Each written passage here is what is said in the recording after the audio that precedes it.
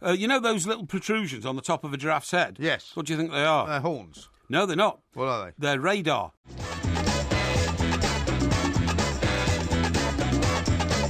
This is TalkSport. We are the two Mikes, and of course, I'm told that it's time to say a very, very good morning to Mr. Mike Porky Parry. A very good morning to you, Mr. Parry. And a very good morning and to you, many Mike. congratulations to you. Well, thank you very much indeed. You did, in fact, make the famous, or now infamous quote last night that Arsenal could not beat Everton. I did make that quote. Yes, yeah. it's true. Sorry, that Everton could not beat Arsenal. I do not shrink from it. Yes, you said that Everton could not beat Arsenal. I did say that. And I was as shocked as anybody. Do you now feel like a foolish mug Not at all. who has shot his mouth off once again? No. And exposed his lack of understanding of how the world works. No, I do not feel in any way exposed. I do not feel in any way, humiliated, because I believed very, very much at that time. Yes. This is, by the way, the Bill Clinton defence. Yes. I believed very much at that time that Everton had not got the talent, did not have the form to beat an Arsenal team that had not lost in 14 games. I just thought, there's absolutely no way. Well, I was proved wrong. As you said, quite rightly, yes. How can you possibly know football is a very funny game? I have to take my hat off to you for being so perspicacious in this particular instance. Thank you. I didn't, well done. I didn't use that hackneyed old quote. It's a funny old game, football, I said it's a very unpredictable game. Well, you said something like that. I said it's very unpredictable. I'm sorry, I haven't spent the entire day thinking about what you said last night. Okay. It doesn't bother me too much. Now, I do understand that the Arsenal coach often tune into this station on their way home, particularly after big games. Yeah. So if Mr. Arsene Wenger is listening, then good evening, Arsene. I didn't hear anything. Could you tell me, please, the name of your optician? Because clearly he's managed to improve your vision so much over the last 6 months or so that once upon a time, when you couldn't see your players hacking away at other players 3 feet away from you in the technical area, but you now can see whether a ball is a corner or a goal kick from 55 yards away. It's astonishing, isn't it? Congratulations. Was it Specsavers who did that for you? Maybe we should have an I Can See Clearly Now song played out. I can see clearly now the rain has gone. Yeah, there's no need for singing. The point is, when a manager, after a game like that, which is so vital and so crucial, so full of energy and spirit... In many ways, more vital and crucial for Arsenal than for Everton, actually. Very much so, but it has now kick-started, or it's given Everton a chance to kick-start their season. But the point I'm making is, and I rail against this even when it's my own manager, when you pick out one incident in a game of 90 minutes and say, it was not a corner, making out that you were beaten by a... He could see very clearly that it wasn't a corner from 55 yards. That's right. Making out that you were beaten by one bum decision by the referee, when the referee probably makes 20 bum decisions during a game. He has to because of the speed of the game. Once you start blaming it on one decision like that, I'm afraid that you've given up. And you've given up the real issue. And the real issue is a game is played over 94 minutes. The Everton game was played over 94 minutes and 58 seconds. And at the end of it... Very nearly 95 minutes. It was, yeah. And Everton came out the winners. So, to be perfectly honest, Mr. Wenger, I have huge respect for you, particularly, as I say, your new optician, who's invested you now with these greater psychical powers. But it won't wash.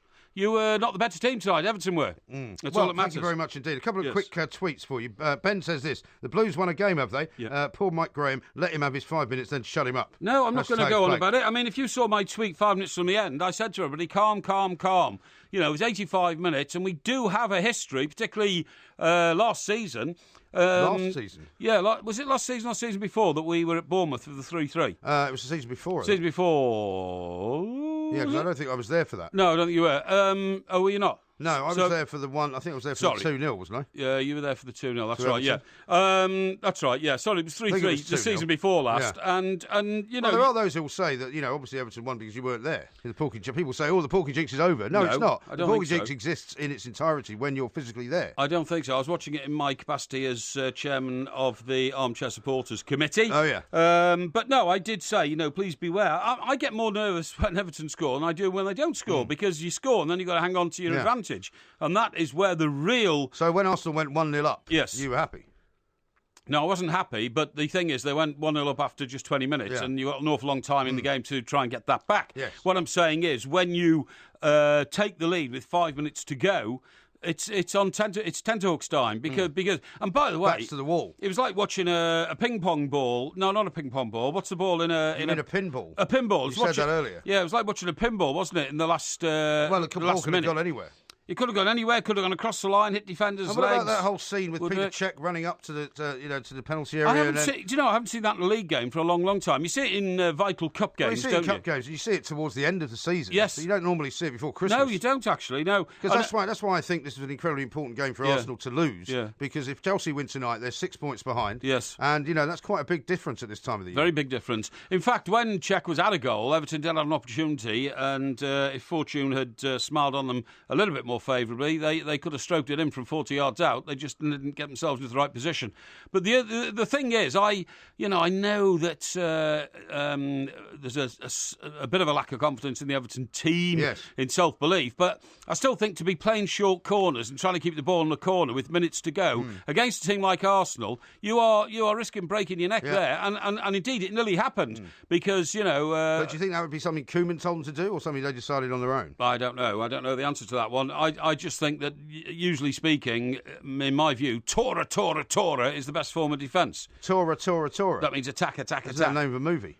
Yeah, it was. Yeah, it was the Pearl Harbor movie, wasn't Really? it? Yeah. Yeah. And what's Tora then? Attack. What, in Japanese? Yes. Is it? Didn't you know that? No, I don't think I did. Didn't you? No. Didn't you know that? No. Well, that film that's been I knew it was around a for film. 40 years. I knew it was called Tora. So what I did didn't you know that- what did you think Tora I don't know. meant? Don't know. I never bothered to Well, check. what do you mean you never bothered to check? Well, I never bothered to check. I can't believe it. Tora means tiger, apparently. No, it doesn't. No, Yeah, it does. No, it means Doesn't mean attack. No, that's what Manchester United fans used to shout. You what? Attack. Yes, that's right. It's Yeah, nothing to do with Tora. it is. That's Tora Japanese. Bora, of course, are the mountains in Afghanistan. Yes.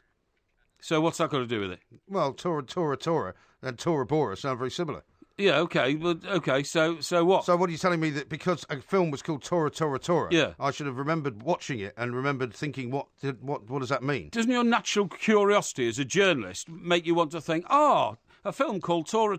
Now, that's not English. There's no English word called Tora. I'll go and find out what No. that word means. Well, because I was a child when that film came out. What? I was a child when that film came Yeah, out. but your natural curiosity should have got you even No. then. Well, maybe it did, but I've forgotten by then. Find that I've got very some- odd indeed. You find it very odd. I'll tell you what I find more interesting is this tweet that I've got here, Oh, yes. which is from Paul, who says, Mr. Parry, could you please explain how George Washington had the teeth of dead soldiers from the Battle of Waterloo? He died 16 years before the battle. That's absolutely true. Yeah, so absolutely how true. did he have teeth then? Well, he didn't, you see, but it was... So you said he did? No, it was a military encounter that preceded the battle I was telling you about. Well, so when you said he had teeth from soldiers at the Battle of Waterloo, that was in fact wrong. No, it wasn't wrong at all. It wasn't wrong at you all. just admitted that it was wrong. But you see, although you say he died 16 years before the Battle of Waterloo, Yeah.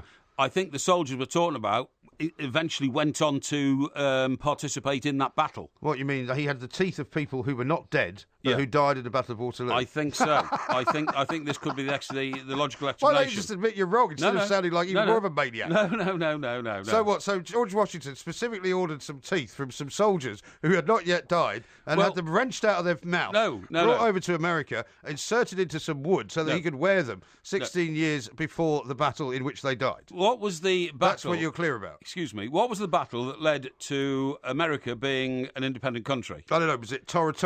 No, you idiot! It was the War of American Independence. It was indeed. And who won it? George Washington. Well, the Americans won it. Yeah, exactly. Obviously, otherwise they wouldn't have become independent. Exactly. What's that got to do with George Washington's teeth? Well, what it's got to do with it is that was a battle between the forces of independence and the English. And what I'm saying is, many of the soldiers who fought in the battles, including the Battle of Connecticut in the War of Independence, subsequently went on see the time, to fight at the Battle of Waterloo. I see. So that's where the connection comes from. Right. Okay? Here's another one here. It says Tora actually means tiger. And in the case of the film, it's an acronym of Totsugeki Araigeki. Yes. Tora. Yes. It's nothing to do with attack. No, it is. It is, because although the literal explanation, the literal interpretation is tiger, Yeah. in Japanese vernacular... Tiger. In vernacular... Burning bright, burning bright. No. In the Japanese... In the forest of the night. In the Japanese vernacular, because... It's like Rudyard Kipling in Echo. In the Japanese vernacular, because Japanese is a very complicated language... Is it? How many words do you know? Hang on. It means attack. Oh. I mean, a bit like I would say to you, something like... A plank. No, you idiot. You know how in this country parents sometimes say to their children, coochie. No, they don't. Now there is no... No, they do not. No, they I've do. never said that in my life to do. any of my children. Now, there is no literal interpretation for the word coochie in English, but of course we all know it means I love you. You see what I mean? No, it's not actually. It is. If you were to do coochie coochie coo, that would be one thing. Yeah, But yeah. I've never done that Yeah. as a parent. Yeah, well, I hope you haven't done it as somebody who's not a parent. I think that's more to do with your parenting skills than Really? anything else. Yes, I do. Well, I don't know what my parenting skills got. We've got to talk about Arsenal. We've got to talk about Leicester. We've got to certainly talk are. about tonight's games as well. We've got Sophie Nicolau Fancy coming Leicester on. going and getting beaten at Bournemouth after Well, their I don't know what you've got heroic the big display downer on against Bournemouth. Manchester Bournemouth City. are a hard team to beat. Well, Bournemouth seem to be doing very well in my They view. are. They're doing extremely well. And, of course, we'll be talking about that and much, much more. This is Talk Sport.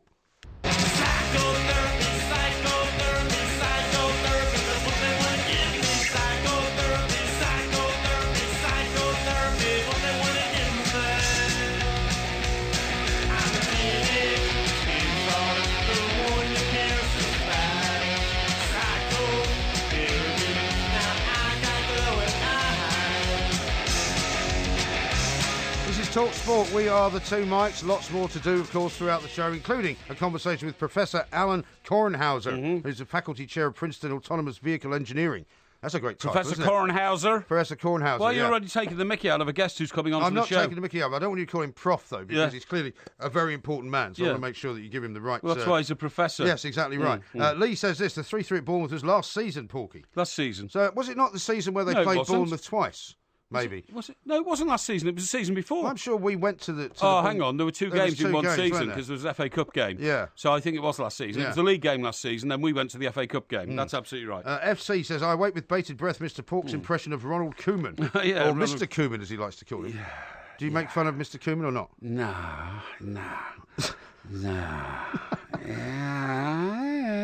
No, I don't. I okay. wouldn't dream of it. I have too much respect for the man. Woodenhead says, I haven't Yes. listened for a while. Great to hear Mike Parry's lovely vocal call and singing I Can See Clearly Now. Wonderful voice. Yes, I thought it was as Woodenhead's obviously not feeling very well. well. What do you say? Yeah, he's obviously not feeling very well. Okay. James says, too much Red Bull. Porky is pumped up tonight. Well, I'm not pumped up. I'm very, very. I'll tell you what happened, by the way. Yeah. Today I went to the dentist to have some teeth Yes, put in. well, you've got some new teeth, haven't you? No, What do you mean, no? You've been got- telling him all week that you'd be going in for new teeth. that's what I thought. I've got less teeth now than I had when Really? I was here last night. So I go to the Do you know how many dentist. teeth you've got in your mouth? You have Do you know about what the number is? 32. Is it 32? Yeah. You sure it's not more than that? No, 16 top, 16 bottom. Really? Yeah. Well, So- now you've only got about 28, though, right? yes, that's absolutely right, Yeah. actually.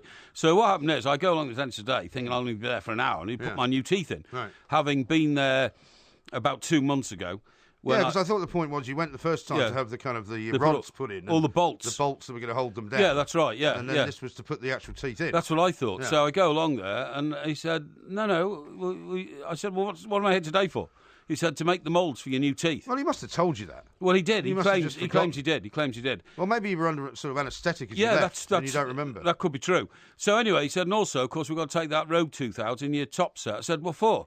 He said, "Because it's grown too long to sit comfortably on your new tooth on the bottom, which we're going to put in next time you come here." What, you mean it's grown sort of rabbit-like? Yeah, a bit like that. Yeah, it's gone because what's it's up, had no Doc? resistance on the lower deck, if you see what I mean. yeah. So instead of me Because having, rabbits, you know, rabbits' teeth grow continually. I know, and they have so to. they you have don't to- actually stop. No, you have to get a pair of pliers. I and didn't think that was cut the case with humans, though. them. It's not a case of humans. What it is Is he a that- human dentist, by the way? Of course, he's a human dentist. He's an extremely well qualified man. You know. Is he?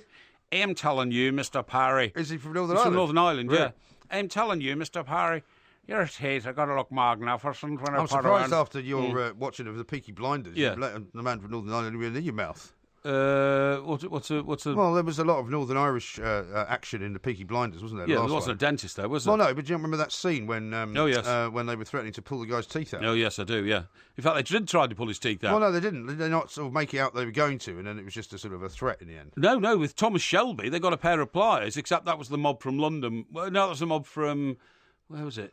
Anyway, you're absolutely But right. anyway, yeah, I just yeah. thought it might bring back No, memories. but anyway, look, so what happens is he then says, I'm going to take this one. So he's taken another tooth out, and I've got a stump there where a crown's going to go on Right. it. So there's a lot of So reconstructive were you put surgery. under the old anaesthetic Yes, again? yes, so I'm afraid you, so. You were put under. So that would explain your sort of rather unusual demeanour. No, not Manjette. But anyway, look, I've got better news than that. Yeah. So as I'm sort of, like this with the dentist, I said, Do they make you count backwards from 100 no. when they put you under? No. Don't they? That's No, a normal no. standard procedure, isn't it? Is it? I don't know. Well, that's the only way they can tell whether it's affecting you. Oh, no. So No. what do they tell you to do?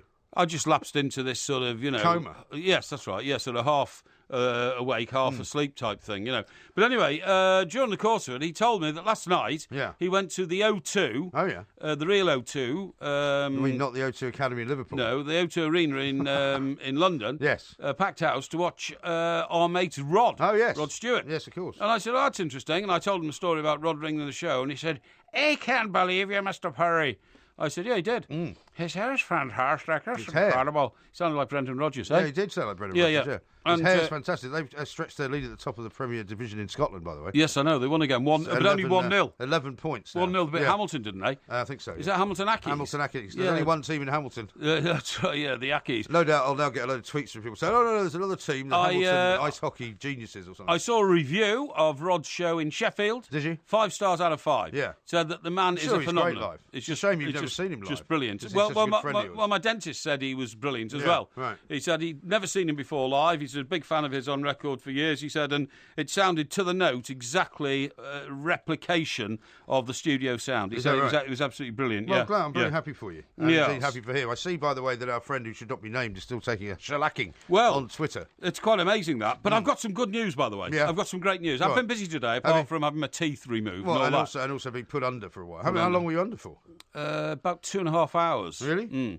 So, well, surely that must mess up the rest of your day. I mean, you can't come out of being under anaesthetic and just go back to normal. I don't think I was under anaesthetic. I think it was Novocaine. Novocaine? Yeah, I think so. Yeah, right. yeah. Well, you can either know or not. I mean, if they give you Novocaine, then they numb the mouth. Yeah, the face. You're still awake. Numb the face. Well, were you still awake or not? Well, I can't remember. It was a bit of a blur, to be honest. But anyway, look.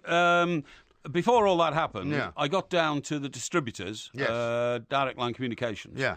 You don't have to give their name away. No, we don't have to. But it's on the package when they arrive. Is it? Yeah, because it says if it's not delivered, return to. Yeah. And I investigated this potential problem of post offices and post office staff being on short time or something. This is after you revealed yesterday that people might have trouble getting our DVD on account of a strike. No, they won't. So that was wrong as well. Well, it was never wrong because I never said it. What I want to tell everybody now is that the post office dealing with the delivery and distribution of the Two Mikes DVD live in Edinburgh, which is for sale on our website for Christmas. You will get it by Christmas because the post office dealing with it has a special unit to deal with our sacks of DVDs. Do they?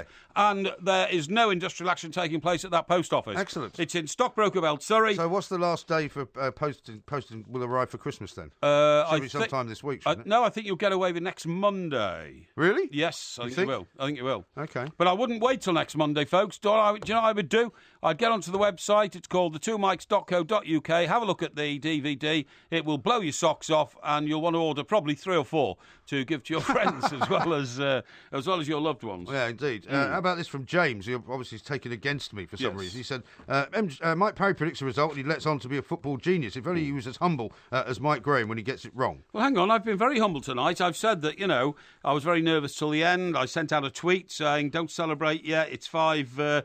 Well, that doesn't make you humble. There's 5 minutes to go. I think it does. It makes me realistic. By the way, what do you think about this move being proposed for the boy Oscar from Chelsea to go to China? Yeah, he's going to go with your friend Andre Villas-Boas, isn't he? Yeah, that's right. To the Shanghai team. Yeah. Shanghai Shenhua. Shanghai SIPJ. Shanghai Shenhua. Shanghai SIPJ. Yeah. I thought you were going to do an Andre Villas-Boas impersonation instead.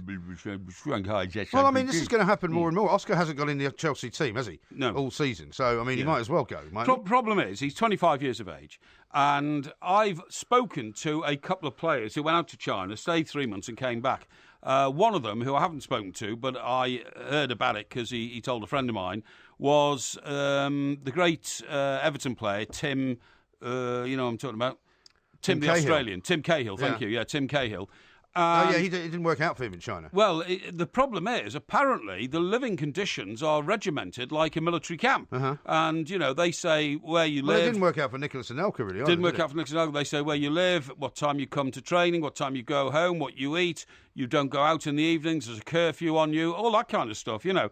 And apparently, it's rather unpleasant. Yeah. In its totalitarianism Yes. of the regime for footballers. I'm not saying it's a totalitarian No. country. Well, it is, But actually. I suppose it is. But the demands on the football players are quite severe. Yeah, well, I suppose if they're paying that kind of money, they would Yes. expect to want to control as much of the player's life as possible. Yes, well, I'm sure you're right. But the point I'm trying to make here is that why at 25 would you go? I mean, for instance, right, it would be like you and me suddenly getting an offer from Well, how much personal money is he making out of it? That would be my first about question. 300,000 a week, apparently. Right, so, well, that's your reason, Well, I wouldn't do it for that. wouldn't you? No. Somebody offered you £300,000 a week Yes. to go and live in China. Yes. Why wouldn't you do it for a year or two? Well, because I think he's already earning about £100,000 a week Well, at so Chelsea. that's tripling his money then. Well, I think that's irrelevant. And It's he won't be paying any tax on it either. It's wrecking his career. That's the point. Well, he's 26, right? Is he? No, he's 25. He's 25. And his career as a footballer is now over, in my view. Well, it's not. I mean, if he All goes right. there for 2 years Yep. and he's making £300,000 a week, give us your quick Porky calculator. So that means how much over the course of a year? It means 300,000 times 50 no, is 15 million, right? I would take the increase. The increase is 200,000 a week, okay? So that's 20 million a year. 20 million a year. 3 years, 60 million. That's 60 million. Yes. What does he have to care about his football career for? Well, because if you're a dedicated footballer, want to play Well, he's football, you obviously should. not. Well, let me put this to you. Well, if somebody said to me, you could go to China for 3 years Yes. and make 60 million, Yeah. and then the rest of your life is made, basically. I think it's At all- my age, I would go for it. I think it's all relative. What I'm going to say is if somebody came to us, right? Yeah. Somebody came to me. I won't put you in the equation because I can't speak for you. Really? Somebody comes to me. You've seen the time.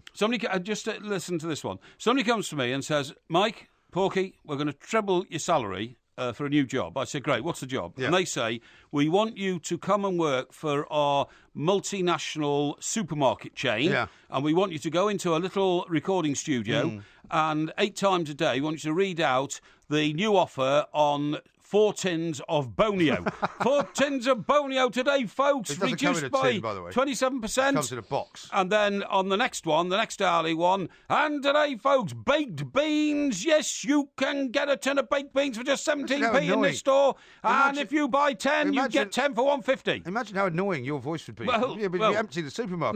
No. And what I'm saying is... You're saying you wouldn't do it. No, I wouldn't. It'd be a demeaning job. Yeah. They say they're going to triple your salary. A demeaning job. No challenge in my profession. Absolutely out of the loop when Yeah. it comes to the very highest echelons of the broadcasting profession. Yeah. And he's out of the loop at the very highest echelons of professional football. Yeah. So you put that comparison and you'll see what our millions of listeners will make of it. All right. They will say the Portmeister is right. I shall continue this conversation in a moment because I've got a very good argument to make on his behalf. This is Talk Sport. It's a wonderful night, you gotta take it from me. It's a wonderful night, come on and break it on down. It's a wonderful night, you gotta shake it for me.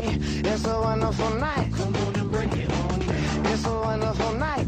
This is Talk Sport. We are the two mics, and of course, coming up this week it's Porky Vision tomorrow, and then it is the Porky Quiz on Thursday night. Yes. Going to Friday. Sandra Lee's going to be on the show tomorrow as well. Excellent. Sandra from Australia. Indeed. So It will she's be gonna an keeping absolute us- delight It to will. hear her dulcet tones on the air again. Yes, indeed. Yeah. Now, how about this from Lizzie? She says, Oscar has played this season. What are you guys on? Admittedly, only a couple of games, but it needed if others were injured or red carded. Yeah. But the fact is he's not really in the starting No, 11. Lizzie, he's and been- he's not likely to be in the starting 11 for the rest of the season. He's been basically ignored by the new manager, Mr. Right. Conte. He doesn't seem to be in his first team No. plans. And this is why I'm saying to you, Yes. if he's already out of the loop, as per your analogy of working in a sort of a supermarket situation. Yes. You know, he's already not in the loop. He's already not at the top echelon true. because he's not playing. So why not go to somewhere where he can play Well- and make an absolute bucket load of money because that's what he wants to do. But I gave the analogy about if I was a broadcaster No, I asked to know go that. work for a supermarket I'm explaining and they that to you. treble my Have you money, not I listened wouldn't to do what it. I said? Yes, I did. Well, the fact is, if you would, your analogy is if Yes. he was playing first team football for Chelsea, Yes. as you are playing first team football for Talk Sport, Yes. that would be fine. But he's not playing first team football for Chelsea, Ah. so therefore it is not the same analogy. Do you see what I'm saying? Well, sort of, but nevertheless, I think once you opt out of the culture of the pursuit of excellence, you never get it back. Well, I don't know about that because Nicholas Anelka came back, did he not? And had a couple of decent seasons after he came back from China. Sort of, but Nicholas Anelka is the world's most famous nomadic footballer, isn't he? Well, yeah, but he was what never I'm a saying guy is who he made spent it work. years and years at one club, you know? Right. Yeah. And did Didier Drogba pop over to China for a brief period Yeah, but and come he- back? And yeah. he still did all right. Yeah, but he had a fantastic spell at Chelsea first time round. I Yeah. mean, that man was an international superstar. Yes, indeed. And he went there to wind down his career. All not, I'm saying is not that to for try a and man- revive it halfway For through. a man who worships the almighty dollar, as you Yeah, do, I'm quite that's- surprised that you wouldn't take the opportunity to make a bucket load of money in the days before you passed on. Well, I'm a man of principle. Really? Yes. Sorry, Which principle are you on this week? why are you then? trying to insult me Because by... you are by- the least man of principle that I know. You're the least Why- principled person I've ever seen. You see, why are you trying to insult me by saying these things? I'm a man of principle. You know that I have very strong views on things and the way people behave. Yeah, well, and here's I a- think it's bad to cop out and go into amateur football, which is Really? basically what China is. Yeah, amateur football for 60 million. Yeah, compared to the professional football standards in Europe, I think he's crazy. Well, maybe you should go and play for Everton. You think you get in the team? I don't know. He might do. He's a very good player. Apparently, is. just doesn't fit into Conte's system. What do you mean apparently? What? What do you mean apparently? He's Well, a I very good player? have watched him, week in, week out, because it's not been possible because he hasn't been playing for Chelsea, has he? And I didn't watch him. Where was he before he went to Chelsea? Well, he came from Brazil, didn't he? Brazil, of course, yeah. So I didn't watch him over there either. Freddie says this, being a proper man, Mike Graham, Hmm. admitted his error, not making an excuse or making a story up. The fat man should try that next time he's wrong, inside 5 minutes. Are we talking about you? Yes. You, the fat man? No, you're the fat man. No, I'm not. He the fat refers to you as the fat man. man. I think that's very unfair. Lee Anyway, says, how did that dentist put Porky under if he did not have anaesthetic? He must have hit him with a lump of wood. Hashtag plank. That's very good, that. Very I funny. like that. Well done, Lee. very funny. And also, Shanghai is like the fastest expanding city in the world. Is it? I mean, literally, Literally? I think it's growing by a rate of sort of 2 square miles a week or something like that. You know what I mean? Yeah. And if you went to Shanghai in that sort of economic boom, you would want to enjoy the benefits of a society that has had economic boom. And as I've tried to tell you, Yeah. apparently the life of a professional footballer in China is the life of a monk. Yeah. And that's what turns so many of the footballers off. So I hope Mr. Oscar, at 25 years of age... Mr. Oscar. Yeah. At 25 years of age, right, which is a lot younger than most of the players who've gone to China, is able to put up with a lack of a social life because most footballers have communicative Well, would that not be the case? desires and wouldn't want to do that. But I mean, that would be the case with anybody going to any foreign country really to play football because it's different Yeah. from what they're used to. Yeah. Gareth Bale went to play in Spain, and he went Yeah, and but had there's to learn.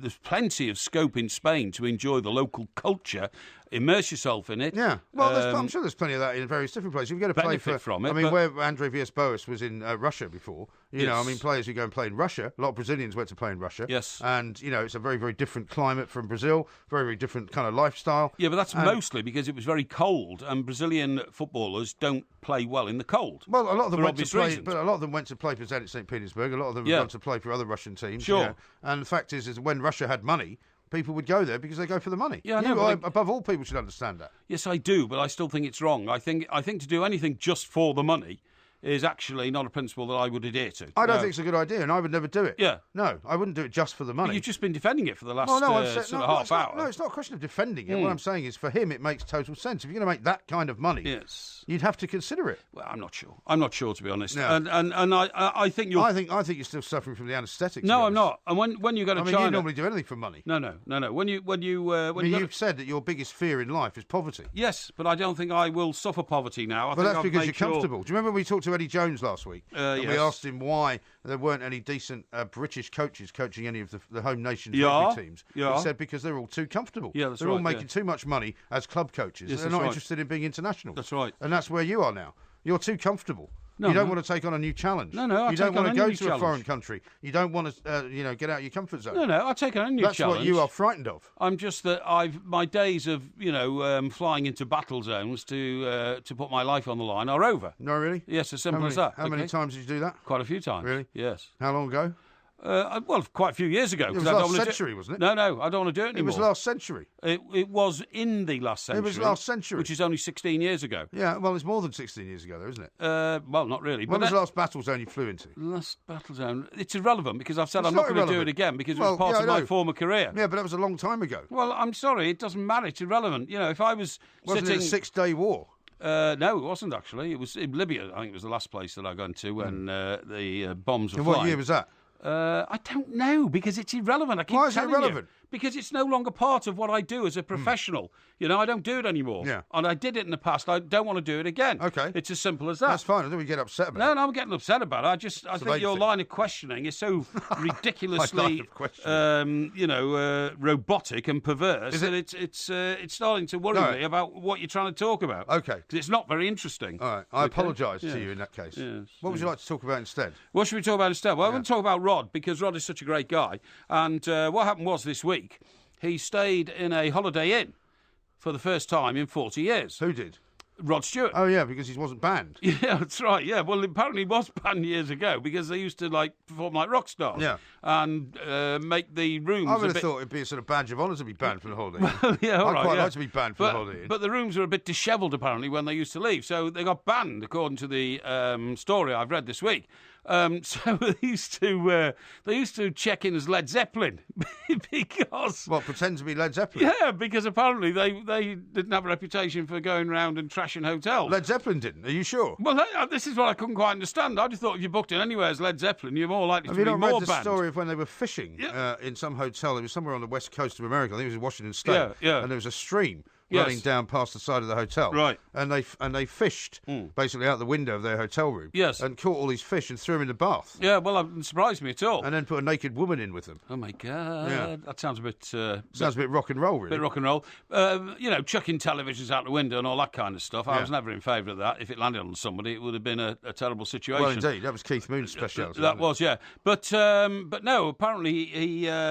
So apparently, they I can't believe they banned him for 40 years because, of course, you change as you grow up. But nevertheless, it was a bit of a laugh. But I then did some research, right, and found out about the infamous bannings of rock stars. And you're right about Keith Moon. He had a reputation for causing utter mayhem. Yeah. On his 20th birthday in 1967, Moon the Loon, as he was known, started a food fight and then ran naked from police who came round to find out what was going on, stole a car and drove away. The vehicle ended up in the pool of the Holiday Inn in Flint, Michigan. Right. The Who were later banned from the chain for life. I'm not surprised. Yeah. So. Funny enough, Michigan is where they've now decided to allow driverless cars, which is what we're talking about a bit later on. It's very interesting indeed. Now, Rod Stewart and the Faces played up at Holiday Inn hotels. Staff wouldn't serve the Faces. Rod said, "We'd empty rooms, stick furniture in the lift and send it to the lobby for a bit of a laugh. We once got a bill for £7,000 for missing furniture." The band's late keyboardist, Ian McLachlan, yeah, remember him? Ian McLachlan. Yeah, McLagan. Yeah. Also said it was impossible to walk into the identical room in 20 different cities without wanting to smash the room up just a little. Led Zeppelin, you're quite right. Legendary drummer and drinker John Bonham. Yeah. Do you remember John Bonham's last words in life? He picked up the phone, rang room service. It was 6 a.m. Yeah. and said, You've said this before, and people have countered it and said it's not true. "Well, I have read it and reread it. His last words in life were, 'I want to order breakfast, please. Can I have 2 large vodka and tonics and a ham sandwich?'" Yeah. No. Well, I mean, it may be true, but I think there are various different stories that go around about his last words or something like that. I'm sure they are. But anyway, his particular favourite was riding motorbikes up and down hotel corridors. Not only did the late musician do it at LA's Chateau Marmont, but Bonzo, as he was known, also got revved up at a few other US hotels, and the band left a trail of broken TVs and lifetime bans in their wake. Bonzo allegedly drank 40 shots of vodka the night before he died in 1980. It's not bad, is it? Yeah, shortly That's after more than they a bottle. played. It certainly is. Shortly after they played Nebworth, Yeah. where I saw them, and he was the guy who. Do you remember that picture I showed you that Mickey Brennan took of them all on the plane? Yes. The reason John Bonham's not in the picture, Yeah. is because he's remonstrating with our other friend Ivor. Yeah. because he wanted to throw him off the plane. Off the plane. Yeah, well, he wasn't happy with him. pretty good idea. Alice Cooper. Drummers seem to have a thing about damaging digs, and Alice Cooper's Styx man, Neil Smith, was a pro. Journalist Bob Green recalled seeing him topple a 7-foot vending machine at a motel near New York. It crashed to the floor in the lobby of the hotel. Cooper himself got into trouble in 1979 when he let his pet snake sleep in the bath at London's Portobello Hotel. He's now a teetotaler, I think, Alice Cooper. Is Plays he? a lot of golf, yeah. Punk rocker Billy Idol, Rebel Yell, in a Thai hotel. a drug-fueled party at the Oriental Hotel in Bangkok. Uh-huh. What's that great song about Bangkok? One night in Bangkok. Oriental City. One night in Bangkok. One night in Bangkok, that's right. Caused £200,000 worth of damage. Idol also trashed 2 other hotels in his 3-week stay. Eventually, the Cambodian army, was it Cambodian? No, it was Bangkok. Well, That's it was Thailand. Thailand, wouldn't The Thai army. The Cambodian army was taking Thailand. was We should be told. Was called in and asked by the president to shoot him with tranquilizer guns to get him out of the country while he was drugged. Dear me. It's brilliant, isn't it? It is. Well, Absolutely you can't live like that anymore, unfortunately, because we live in a very, very much more protective world. Health and safety would never allow it. And just finally, Keith Richards... You've seen the time. Don't worry about the time. Is acknowledged as the first rock and roll star to throw a TV out of a hotel window. In 1972, at the Continental Hyatt in L.A., Richards' telly went over his 10-storey balcony. The moment was captured on camera, went down in rock history. I wonder if Mickey took that picture. Our friend Mickey Brown. Well, I doubt it, because he was never normally somebody to doorstep. But anyway, we'll talk some more about him coming up in a little while. This is Talk Sport. Sophie Nicolau, the soccer diva, is up next. LA woman.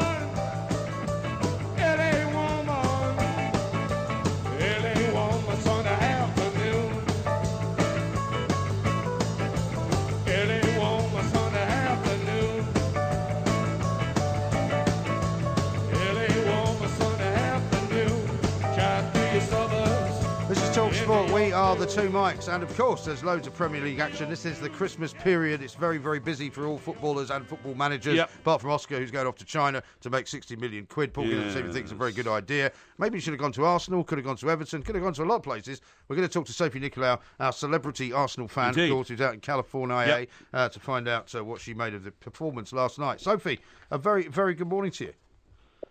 I find it very interesting that I'm on the night that Everton beat Arsenal. I'm just wondering if Mr. Parry could see that coming. Well, in fact, no. Could you see that coming? No, you know what? Because last night I said on the show, there's no way Everton can beat Arsenal. That's right. I said I would put loads of money on it. He was so unsure of it that he wouldn't even take the bet. No. So he did not think that Everton were going to win tonight. No, I just hoped they'd win, Sophie. I hope it'd kick-start our season. I'm afraid you have to regard this as that's the way the cookie crumbles.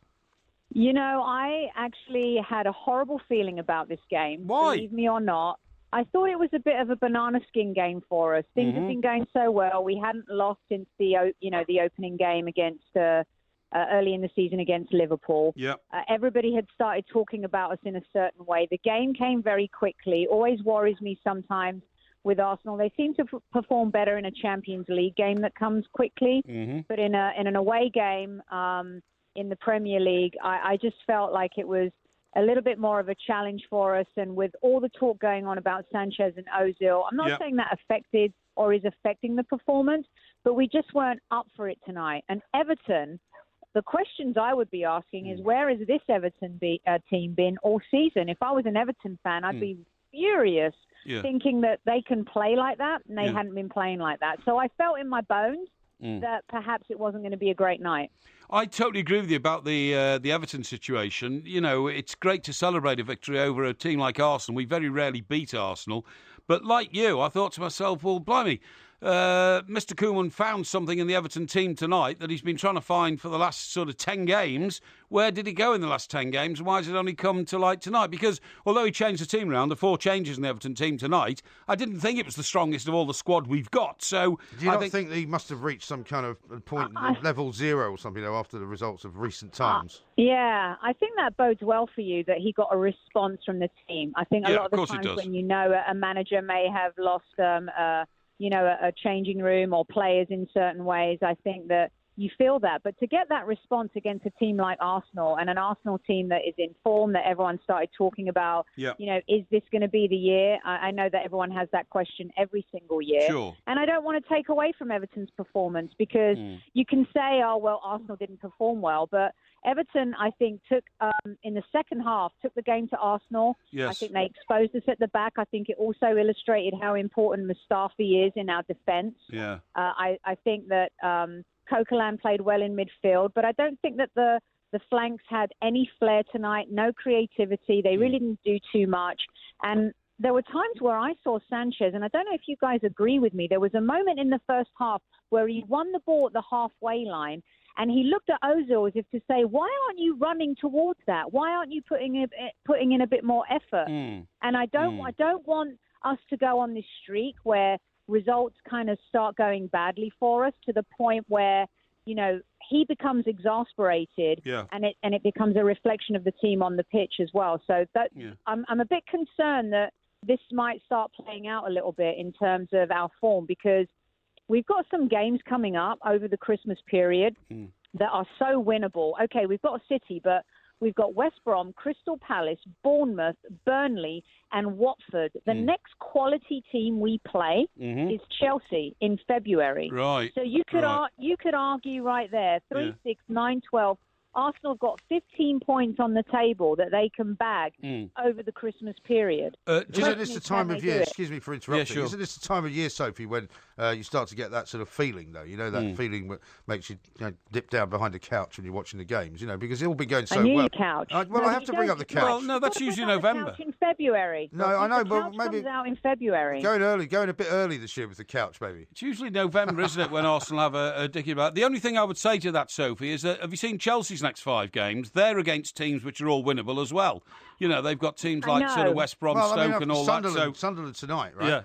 Which would mean 6 points already, the gap between Arsenal and Chelsea, between first and second, which is quite a big gap at this time. Yes, it is. I fancy Jermaine Defoe to have a good game against Chelsea. I think these midweek games, when they come thick and fast and, you're dealing with the Christmas fixture list coming up. You've just come off some FIS Champions League games. Okay, Chelsea haven't done so. But I feel like this is going to be a challenging game for Chelsea. I don't fancy them to go up there and win.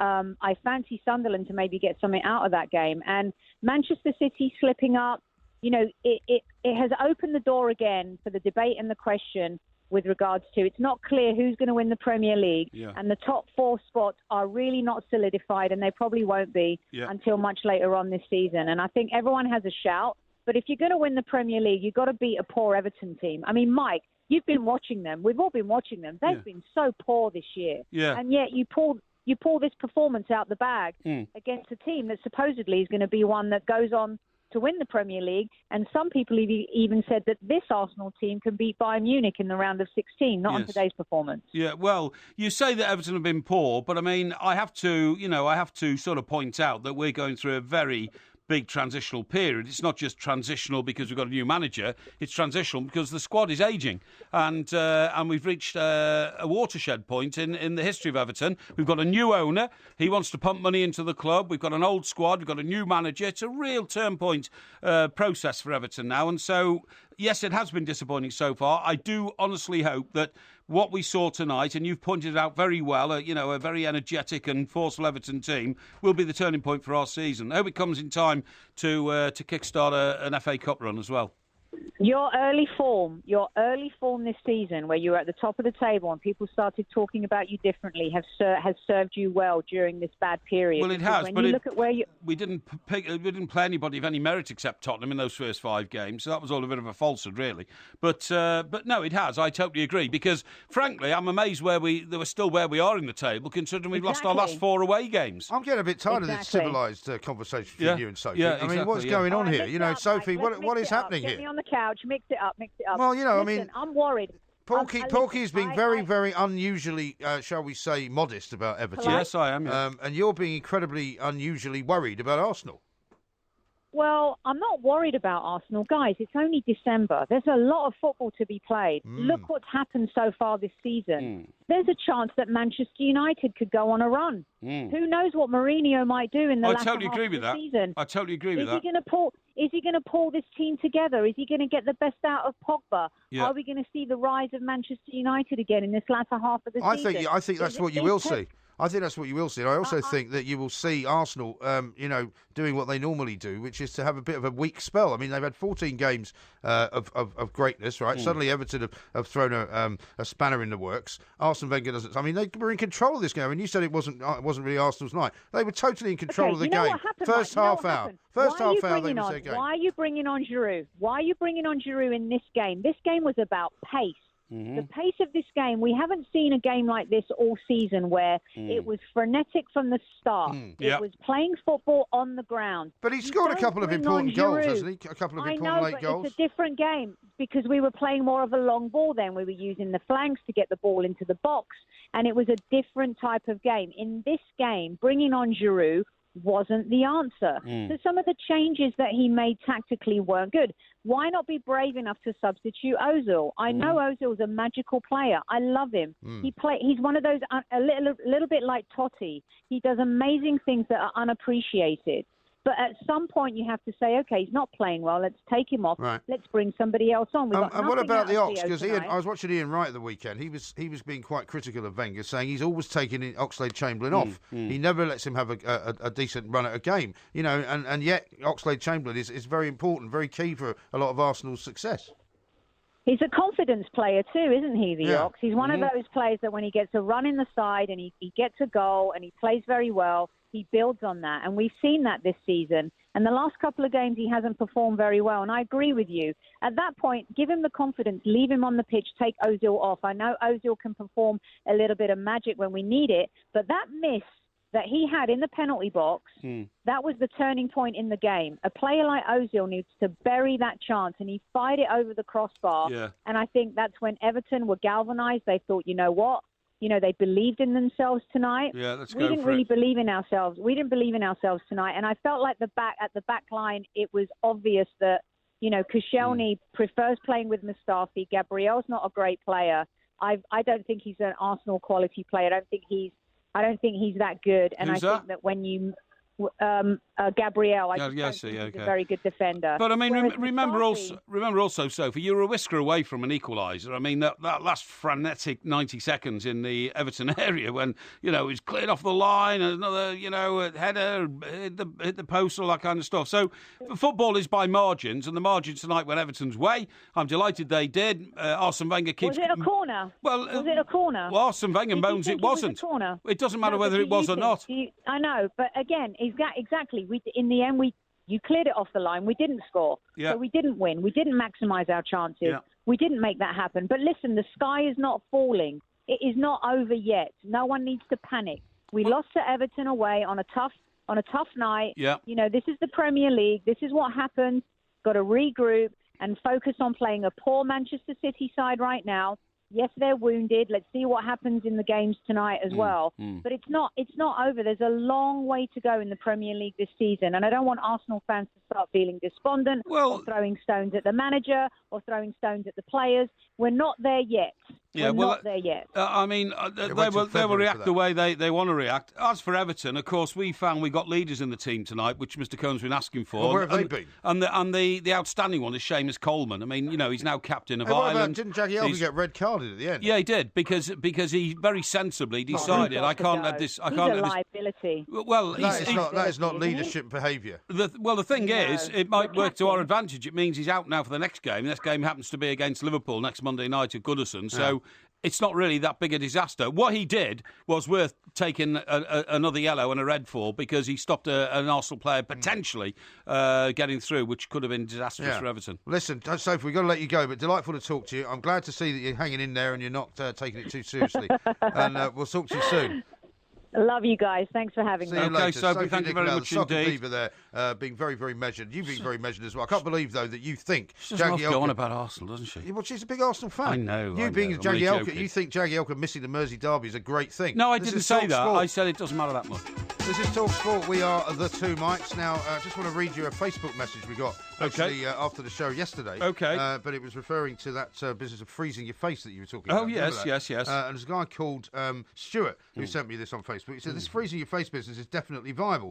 I've worked in a freezer for 14 years and I'm 42. But when I ask people how old they think I am, they say about 30. Really? Yeah, so maybe the skin that he gets, the treatment he gets from being in a freezer all day. Presumably he works in a meat freezer or something like that. Oh, yeah, something like that, yeah. Meat packaging factory or something like that. He says that it makes him look a lot younger. Excellent. Well, that's good because I've always shunned the sun all my life. In fact, funnily enough, I spoke to somebody who is a member of the staff here at Talk Sport only a couple of weeks ago. We were having a drink, actually, after a show. Yeah, Why was I? Where would you be on that morning? I don't know. It was a Saturday morning job. Oh, was it? Oh, right. I was probably going back to you'd got in the car and driven off. So I walked down to the station with said employee. No. And leaning on the bar having a drink, I asked him how old he thought I was. Yeah. And he guessed 10 years younger than I really am. Which is what? Well, I need to go into that, but I mean, he was absolutely astonished. He was astonished. Who was astonished? Well, who was this? Well, I don't think I should go into it. I mean, the poor boy might be embarrassed. Well, is he normally somebody you can rely upon for a good judgment? Oh, absolutely. How do I know that if I don't know who he is? Well, it's Ross. Ross? Yes. Was he pissed at the time? Excuse me, you can't use that sort of language on a family show. I can say that on a family show. Can you? Right, I think I can say that at the time. No, of course he wasn't. No, he was astonished when he found out how old I was. I mean, he literally leapt back in amazement. Are you sure? Yeah, I'm sure. Yeah. Because he said, I've never worked out how you and MG have crammed so much into your career. Right. And I said, it's just... because he thought you were about 45, did he? Sorry? Did he think you were about 45? He did, yeah, literally. Yeah, literally. Well, sometimes people who are a lot younger have no idea of what age anybody is over about 45. No, that's absolutely right. Because I totally agree. I mean, I remember when I was 25, I thought 40 was an incredibly old age to be. Well, of course you do. You think 30 is incredibly old when you're about 16. And then when you get to 40, you think 60 is incredibly old as well. No, you do. Yeah. And when you get to 60, I don't know what that's like. Yes, yeah, well, you're absolutely right. Listen, I'll tell you what, I've been selling an amazing book. And do you know what it's about? No idea. Lord Haw-Haw. Lord Haw-Haw? Yeah, Lord Haw-Haw, okay. yeah. I mean, everybody during the war used to turn on the radio and listen to the guy, but... well, they didn't want to listen to him, did they? Well, they tried... He was the propagandist for the other side. He was hanged in the end. But it's a bit of there's a bit of controversy going on about whether we had the right to hang him because he was an American citizen who grew up in Ireland. Yeah. But the point is, we saw him as a traitor, and I think he was charged in the end with sedition. But do you know how he was described, by the way, in this book? Where did he broadcast from? Was it not Holland or something like that? Well, it would have been somewhere in occupied Europe, wouldn't it? I'm not sure it was Berlin. It wasn't itself. from inside of the UK, was it? Oh, no. Oh, no. I think it was in Berlin. I think it was Berlin or Munich or Bonn, possibly, that he broadcast from. But what happened was, eventually, Churchill demanded that we wipe him out. And so he started moving around Europe because he was become a target, for bombers and that kind of stuff, if they thought they could have got him. But it was amazing. I'd heard this story before about how he got caught. But this is the description in the book, OK? Yeah. It says he could never keep his big trap shut, and in the end it got him hanged. Loudmouth William Joyce, that was his name, obviously. Right. Funny enough, James Joyce, of course, was the most famous ever Irish author, wasn't he? One of them, I suppose, yeah. Who wrote Ulysses. Ulysses, yes, which you said you read. I tried to. Yeah. It was very, very hard work. Right. Very hard work. The hero of Ulysses was a guy called, he had a funny name, and he used to drink a glass of port and have a cheese sandwich for his lunch. A glass of port for lunch? Yeah. That sounds like headache material to me. Yeah. Anyway, obviously he was known as Lord Haw-Haw, the Germany calling traitor who ranted foul Nazi propaganda over the radio to Britain throughout World War II, had kept quiet. If he'd kept quiet, he might well not have been caught. Right. But the self-important twerp with the plum in his mouth voice couldn't resist the temptation to gab. On the run in northern Germany, 3 weeks after the end of the war, in May 1945, he spotted a couple of British Army officers gathering firewood for an army camp nearby. Instead of slinking away in silence, Joyce was so convinced of his own invincibility, he called out to them, "Hello, chaps, there's some bits over here." He didn't know the soldiers were intelligence officers from the British Army. The voice was familiar. They'd heard its distinctive tones praising Hitler's superhuman heroism. Because people do recognise voices, don't they? Oh, of course they do. Do you get people recognising your voice if they haven't recognised your face? Well, sometimes when you're at a bar, that's what happens, of course. You're standing there and you say, and then I say to the guy next to me, "Have you been served, mate?" And he says, "Hey." I said, "Sorry, have you been..." And then, as soon as you open your mouth, they know that they recognise the voice but can't remember who it is. Yes. And then you start talking to the barmaid, and then all of a sudden they start slapping you on the back and say, "Hey, I know who you are," and all that kind of stuff. Yeah, that's right. Yeah, they're very well-meaning. Very well-meaning. Yeah. But anyway... So he'd spent the war praising Hitler's, in quotes, superhuman heroism and cursing Winston Churchill as a traitor doing the bidding of his political masters. It had crowed at British defeats and threatened that secret reprisal weapons were on the way to devastate England. He would tell stories of ships being sunk that had never been attacked. Just weeks previously, he had drunkenly signed off from Berlin with "Ich liebe Deutschland, Heil Hitler and farewell." Yeah. And the army officer concerned walked over to him and said, "You wouldn't be William Joyce by any chance, would you?" Joyce's hand moved to the pocket where he kept his false identity papers, thinking that would exonerate him. Yeah. However, the officer pulled his gun and fired, and Joyce fell wounded. After years of taunting the British people on behalf of the Third Reich, trying to undermine their morale, the game was up. The farcical manner of his capture confirmed what many people came to think about Joyce. He was a buffoon who made not a dent in Britain's defiance of Hitler. It was argued that he was an accidental traitor anyway, and that he had simply been marooned in Germany when war broke out and sucked into the propaganda business. Yeah, well, because I think by the time that his broadcasts were becoming known, people realised that he was just a propagandist. Yeah, just a clown. Paying attention to it. That's right. He was described by one person before the war, even before I got into it, as a bully, a braggart, a wife beater, a drunk, and a lecturer. So he had all the qualifications needed to work in Fleet Street. Yeah, I was going to say. He came to the same conclusion. Yeah, absolutely. Now, James says this. Did I hear Porky saying that Jags missing the Merseyside derby on Monday Night Football is not a disaster? What happened last time, Mr. Parry? What did happen last time? Jags scored the equaliser at Anfield. Yes. So that was really... No, what I'm saying is, it was worth the sacrifice he made to get himself sent off and prevented a possible Arsenal equaliser to have to suffer not being available for the Liverpool derby. Of course, I'm not celebrating Jags not being available. He's great stalwart. It can't be good news, can it? Of course, it's not good news, but we have got other defenders, and all I'm saying is that of the two options, neither of which are acceptable, that was the one that is most palatable. No, indeed. Yes. Now, this one is from Abdul, I believe, who says, for a man whose childhood was all about making money, I'm surprised Porky hasn't advocated more players going to China. Well, I don't, because China is a barren wasteland for footballers. I know it's a great country in terms of its economic expansion. But don't you think at some point they will get it right, in the same way that, say, you might disagree, but the MLS has got it right to an extent? I don't think they still have, you see. I mean, look, for for example, for the same money, you'd go to America, wouldn't you? Yes, I would, yeah. But, I mean, I know the lifestyle I could enjoy in America is not the lifestyle I would want to enjoy in China.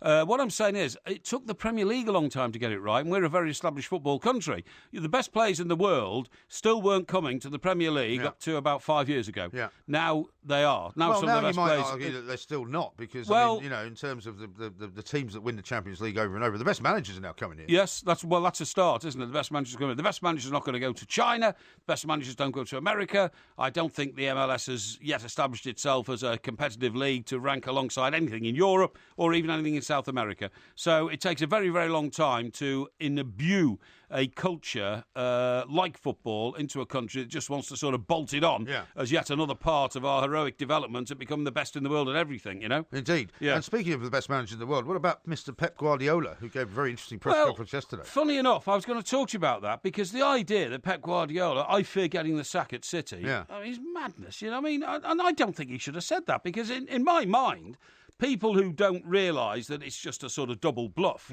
might think, good God, Pep Guardiola's starting to doubt himself already at City. Well, I think he's certainly finding it more difficult perhaps than he thought it was going to be. Yeah. You know? But we'll talk some more about that coming up, because we are very nearly out of time once more. Very close to talking about driverless cars, and also Ask Porky coming up. This is TalkSport. It's coming up to Christmas, and everybody needs an advent calendar. So here's one for you, Two Mike style. Ho, ho, ho! They say if you can smell toast, you might be about to have a stroke. Well, I smell toast all the time. I love the smell of toast, don't you? What do you mean you smell it all the time? Well, you smell toast. You put toast in the toaster. I'm talking about when you're not making toast. Oh, no. Well, like when you're walking down the street and you smell toast. Oh, you've got to be mad. I thought you meant you smell toast when you put it in your toaster, you fool. What are you laughing at? What do you expect me to think? What do you think? It's not about smelling toast when you're actually toasting bread. Well, when else would you smell toast? Ho, ho, ho! Hey!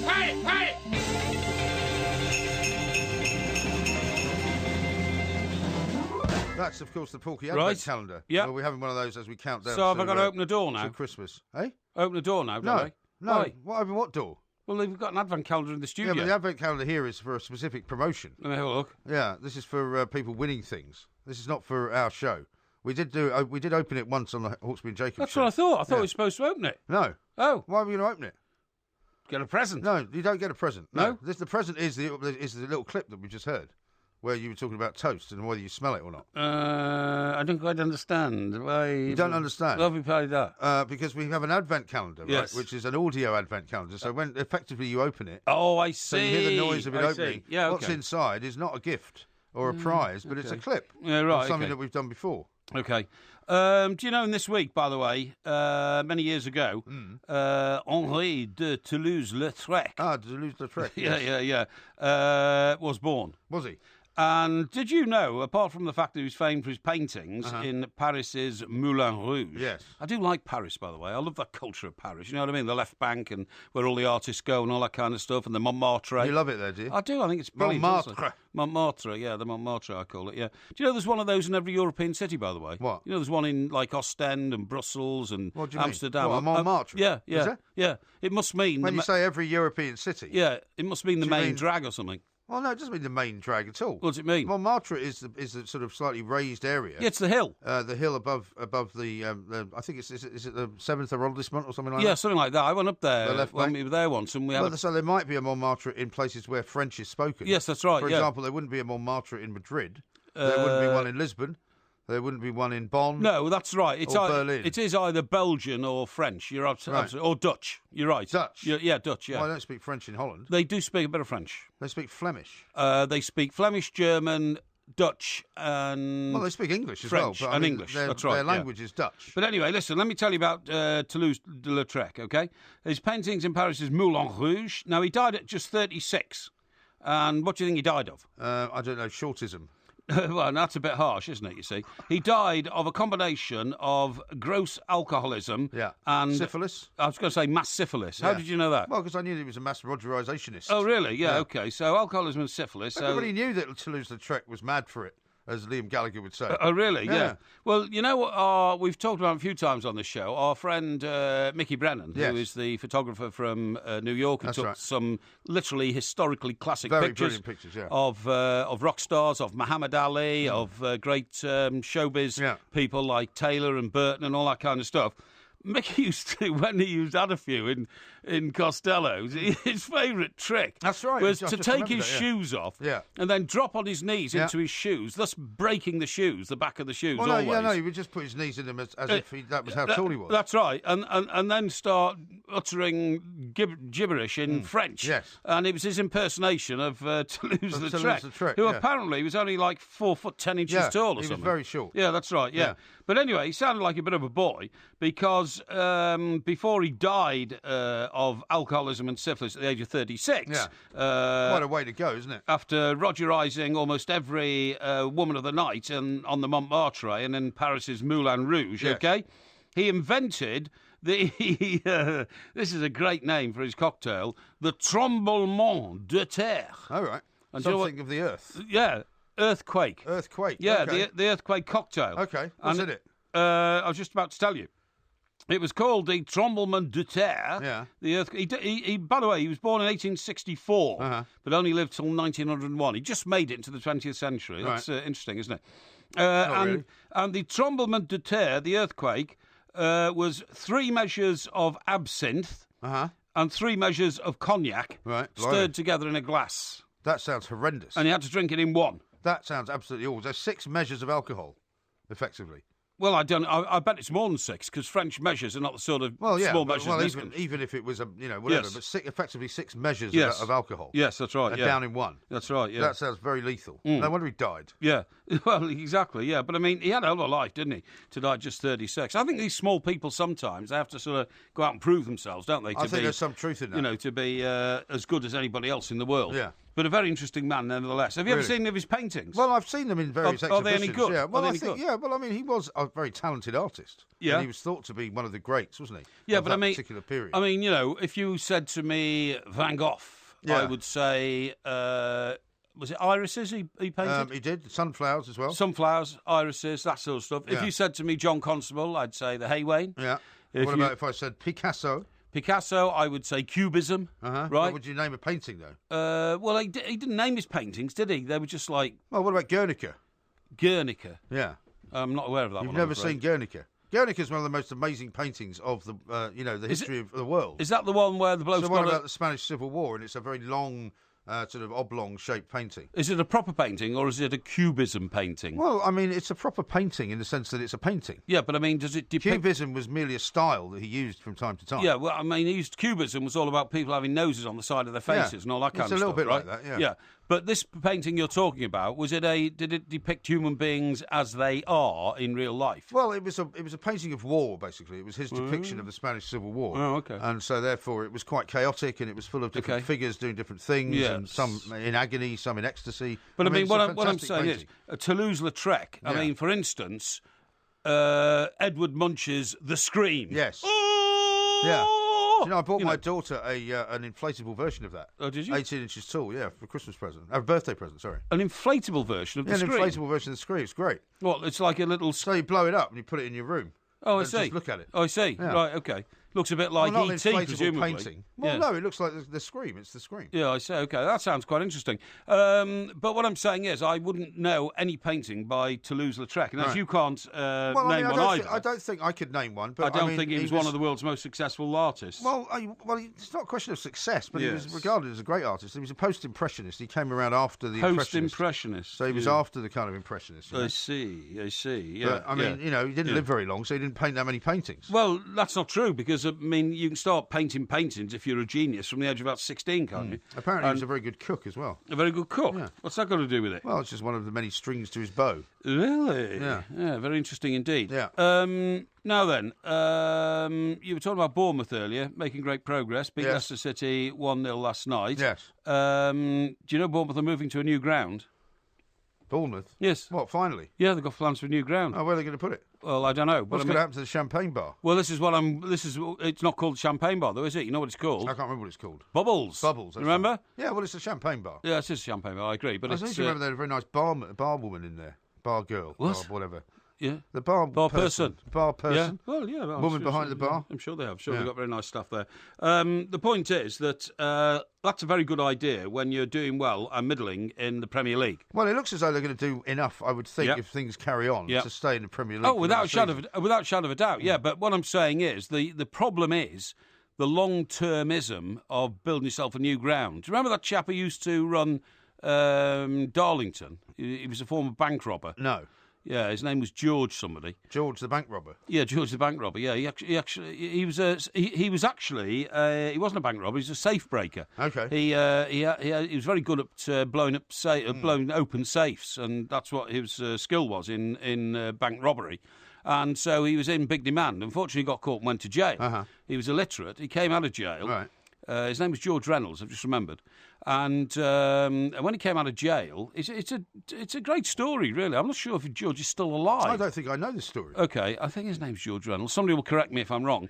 And what happens is he comes out of jail, decides there must be a better life, learns to read and write, and then starts a company manufacturing kitchen tops. Oh, yeah. You know, the sort of things that you chop your cucumber on and all this kind of stuff, right? Yeah, like kitchen worktops. Kitchen worktops. You can get them in granite, which is very expensive. Yeah, or you can get them in sort of, a plasticky Formica type thing. His, I think, were for the Formica version, all that kind of stuff. Anyway, he became the biggest manufacturer of kitchen tops in Europe.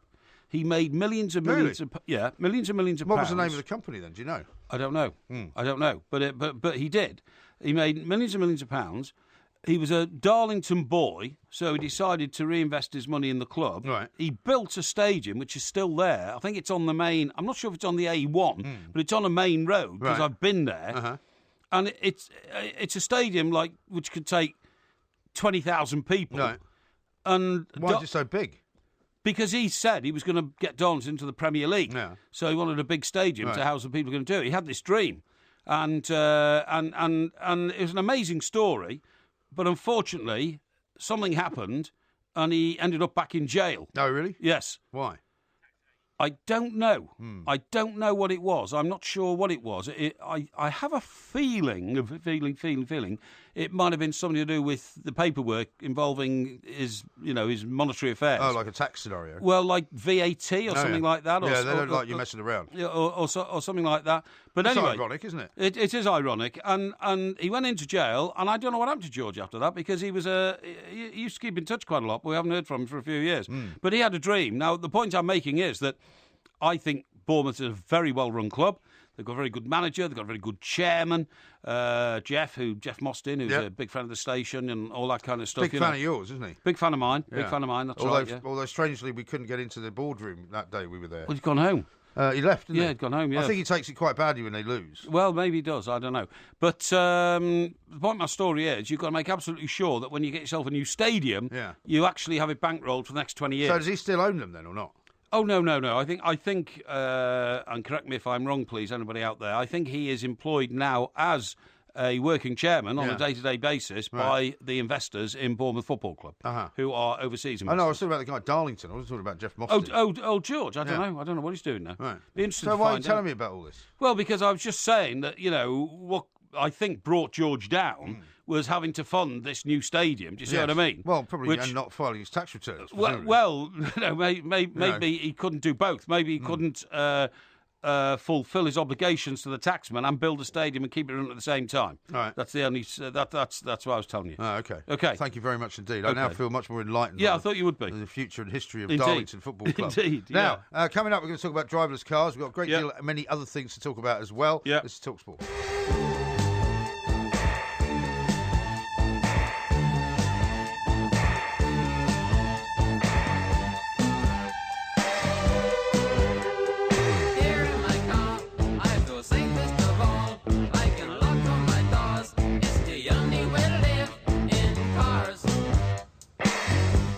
This is TalkSport. We are the two mics, and of course, cars feature very frequently on this show. We talk about them an awful lot. Only the other day we were talking about how diesel cars are now going to be outlawed in several cities around the world. Unbelievable. And they're probably going to be outlawed soon in London. That's if right. they're not before they're outlawed, they're going to be charged a massive surcharge to actually use the roads in the city. Yes. But driverless cars are on the way. I don't know whether many of them are electric or whether they're sort of hybrid type cars. But in America, over in Michigan, for a start, they've decided that the risk is worth taking, these are their words, to allow a licence to be given to driverless cars so they can be used. We're going to talk now to Professor Alan Kornhauser, who's from Princeton University, from the Autonomous Vehicle Engineering Department. We're going to find out from him what it's all about.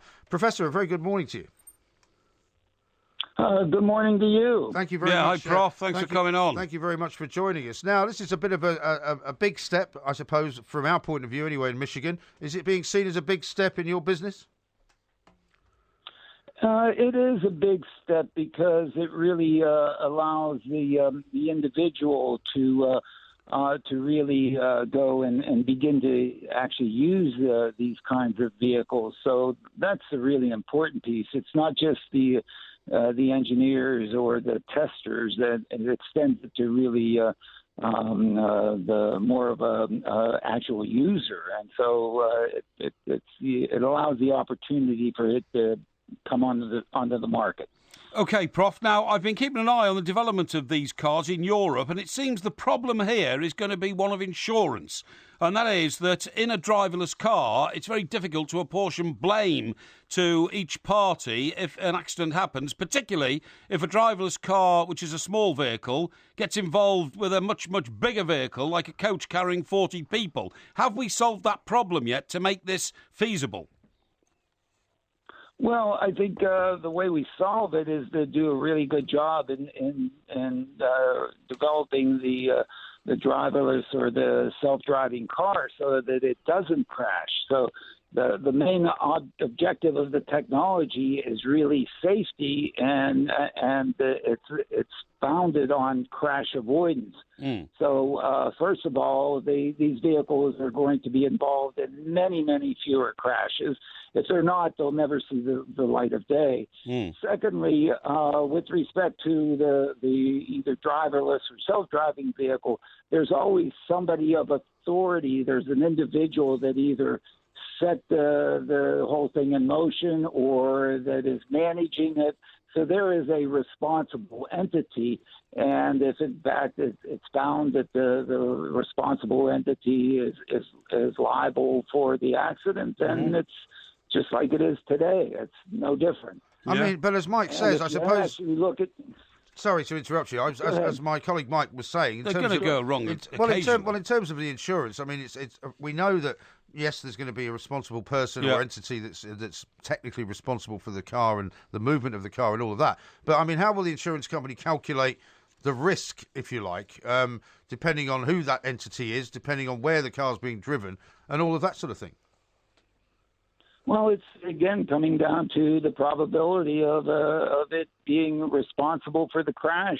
in those particular cases. It's somewhat the same way they do now, except now most of the actuarial data is based on the quality of the individual and his or her ability to drive, whereas now it's going to be based more on the algorithms and the capabilities of the technology, which through testing and so on, you can establish how well it's going to operate in various scenarios. So it'll be done exactly the same way. It's just that the probabilities are going to be much lower, and in fact, insurance is going to make a lot of money off of all of this because they'll probably charge insurance that is more than covering the expected liabilities, and they'll just be able to keep the money and not have to pay it out. So it's actually good for insurance. Okay, and Prof, is the automobile industry investing literally hundreds of millions of pounds in this to kickstart it, or are government's going to have to get involved in order to change the way we think and the way we respond to driverless cars? Well, I think before we get to driverless, we're going to do self-driving. Which means we're going to be in there and we're going to own the car, and it's just going to let us text or do something else for part of the way. And guess what? We're going to love it. And we're going to love it so much that we're almost going to pay those car companies anything they want for that capability. Yeah. Just think, whenever we want to drive, we can drive. But a lot of the times, if we don't want to drive, we don't have to. People are just going to love it. They're going to pay anything to have it, and car companies are going to get richer and richer off of this. Yeah. Well, maybe they'll stop. Will they stop exporting all their jobs to Mexico then, as Mr. Trump keeps pointing out, or will they come back? They're going to be building so many of these things. They can build them in England, Mexico, and the United States. Yeah. All right. Well, it says here we're going to love them, and we're going to travel even more in these things. Yeah. We're going to be able to sit there and play with our phones instead of driving. We might, I quite like driving. though. I don't want to be driven. Potatoes. One of the things I don't like, Professor, is actually being driven. I much prefer driving myself, so I wouldn't be interested. Yeah, but sure, most of the time. But sometimes you might say, "Geez, let this thing do it." It's your choice. You'll be able to choose. But if you really never want to be driven, then of course you won't. But I think there are a lot of people in the UK as well as the United States and Mexico who will say, "My goodness, I want to get a car that has all these capabilities." I mean, you even look at what's happening with Tesla.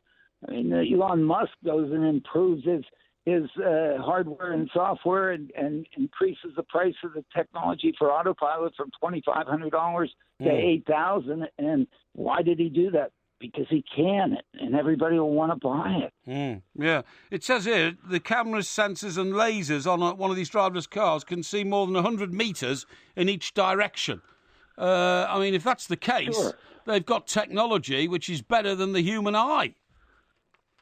Absolutely, that's the whole purpose of doing this. Yeah, exactly. The whole purpose is to improve it because we're the problem out there. We're the ones that are causing the carnage. Okay, and we can still drive. It certainly would be nice to have some technology in there that, in case we're not paying attention as much as we should, it helps us out and keeps us from doing something stupid. So you're saying that actually it's human beings who cause road crashes, not cars? Well, that's probably true, isn't it, largely? Well, yeah, except for mechanical failure and all that kind of stuff.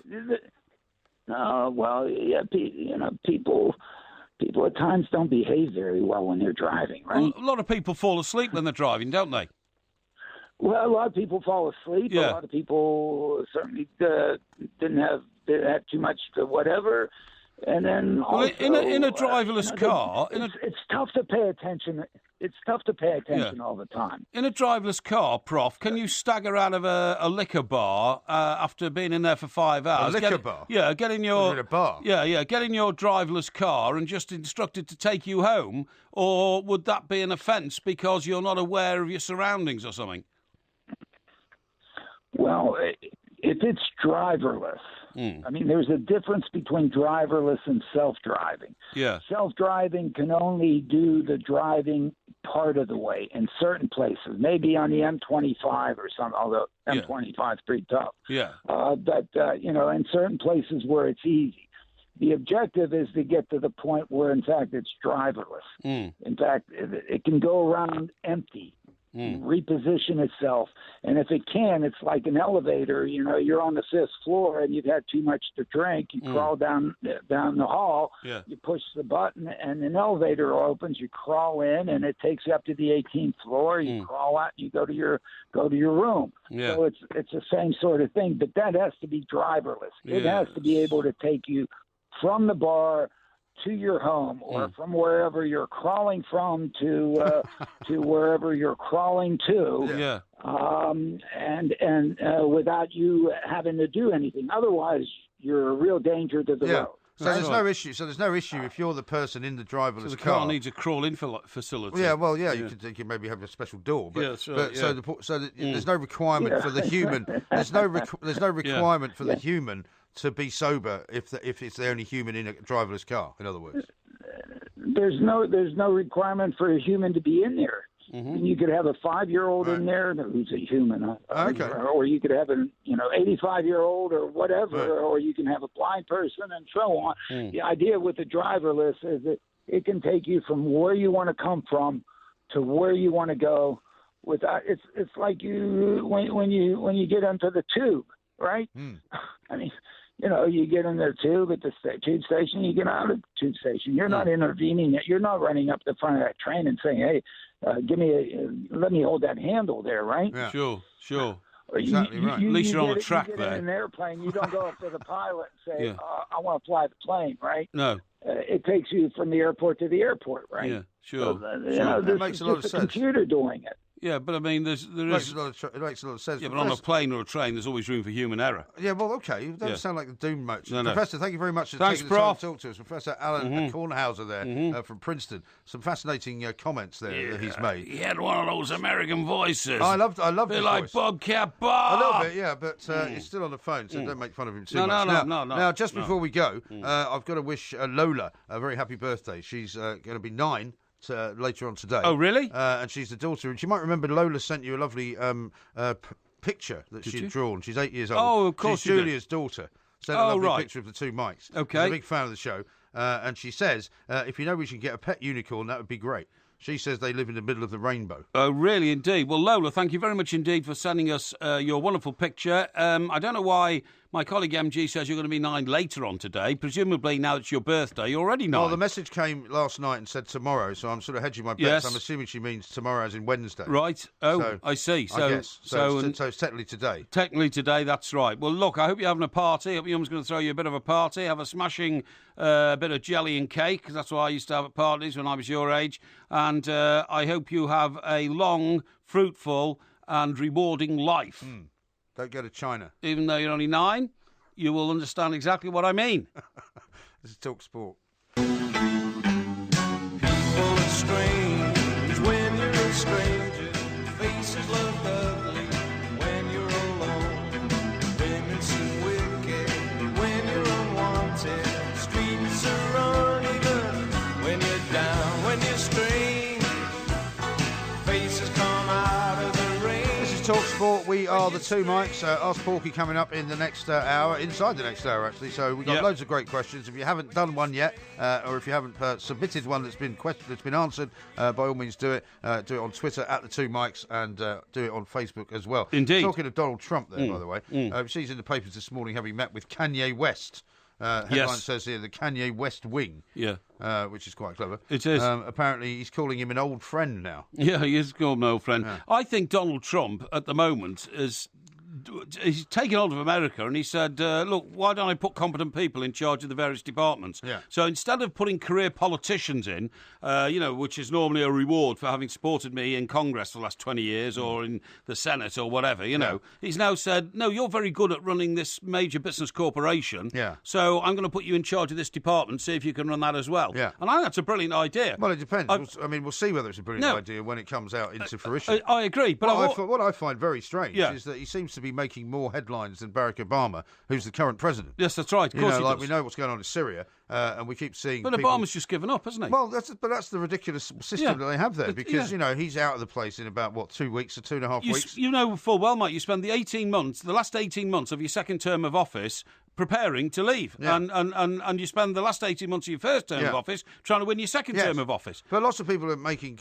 claims that this is why we know that the world is going to be a much more dangerous place when Donald Trump is president. Because look what the Syrians are doing. Well, hang on, he's not the president yet. No, exactly. Surely the American president should be doing something about it. I totally agree. But I've always thought there is something to be done. I've always wondered in this country why the Minister of Defence is not some guy who's served at a very high level in the army. Yeah. I've always wondered why. Well, they always have the head of the sort of the armed forces, though, don't they? In charge of something, like they have the First Lord of the Treasury, they have the First Lord of the Admiralty, and all of that. No, but what I'm saying is the Minister of Defence usually has never had any military experience. No. And he's meeting all the generals. No, but there's a reason for that, because the person who is in charge of the funding cannot be a general. It could be not be an ex-general. It has to be a politician. I don't agree. Why?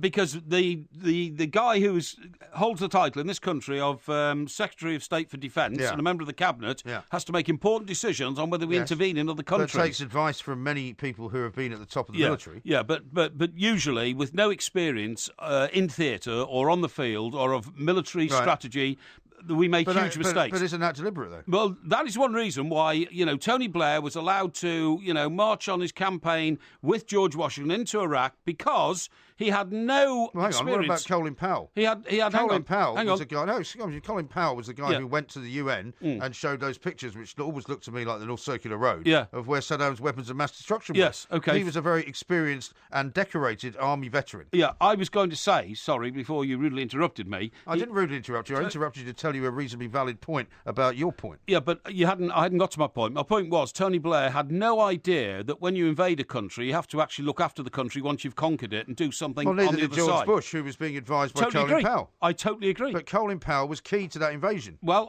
what I'm telling you is Tony Blair's inflicted misery on millions and millions of people. Well, he wasn't just Tony Blair. I mean, you shouldn't just jump on his anti-Tony Blair bandwagon. He had no idea what to do once we'd, quote, conquered it, alongside America. What are we going to do with all the people who've been displaced afterwards? But what are we going to do? Why do you not blame George Bush for that? I do blame George Bush. But you never mentioned George Bush. You only ever go on about Tony Blair. Yeah, because I'm British and I live in Britain and we were ruled by Tony Blair. Well, I didn't want him to join George Bush in invading Iraq. No, I didn't. Did you take part in the Million March then, did you? No, I didn't. No. Why not? I didn't have time. I had other things to do. What were you doing? I was doing things that were important to my life because that's the only way you can get on in life is to try and do things. You weren't running that football museum, were you? I wasn't running the football museum. By the way, I've had some great responses. People have wanted to talk about that again today. We've had some great responses. I've had pictures of Peter Schmeichel's I wouldn't say great model. responses. When you say great responses, people putting out a picture of Peter Schmeichel with a hideously ugly-looking non-Peter Schmeichel lookalike. Well, he seemed quite happy to be posing alongside it. Well, of course he did. Because it was a perfect lookalike. It was not a perfect lookalike. It was a perfect lookalike. And there's one of Michael Owen, which doesn't look anything like Michael Owen wasn't in the football museum. That was a model of Michael Owen from somewhere else. Why? And by the way, Michael Owen sure? looked like some serial killer. Yeah. He didn't look like Michael Owen. Why wasn't Michael Owen in the football museum? Because he wasn't old enough at the time. He really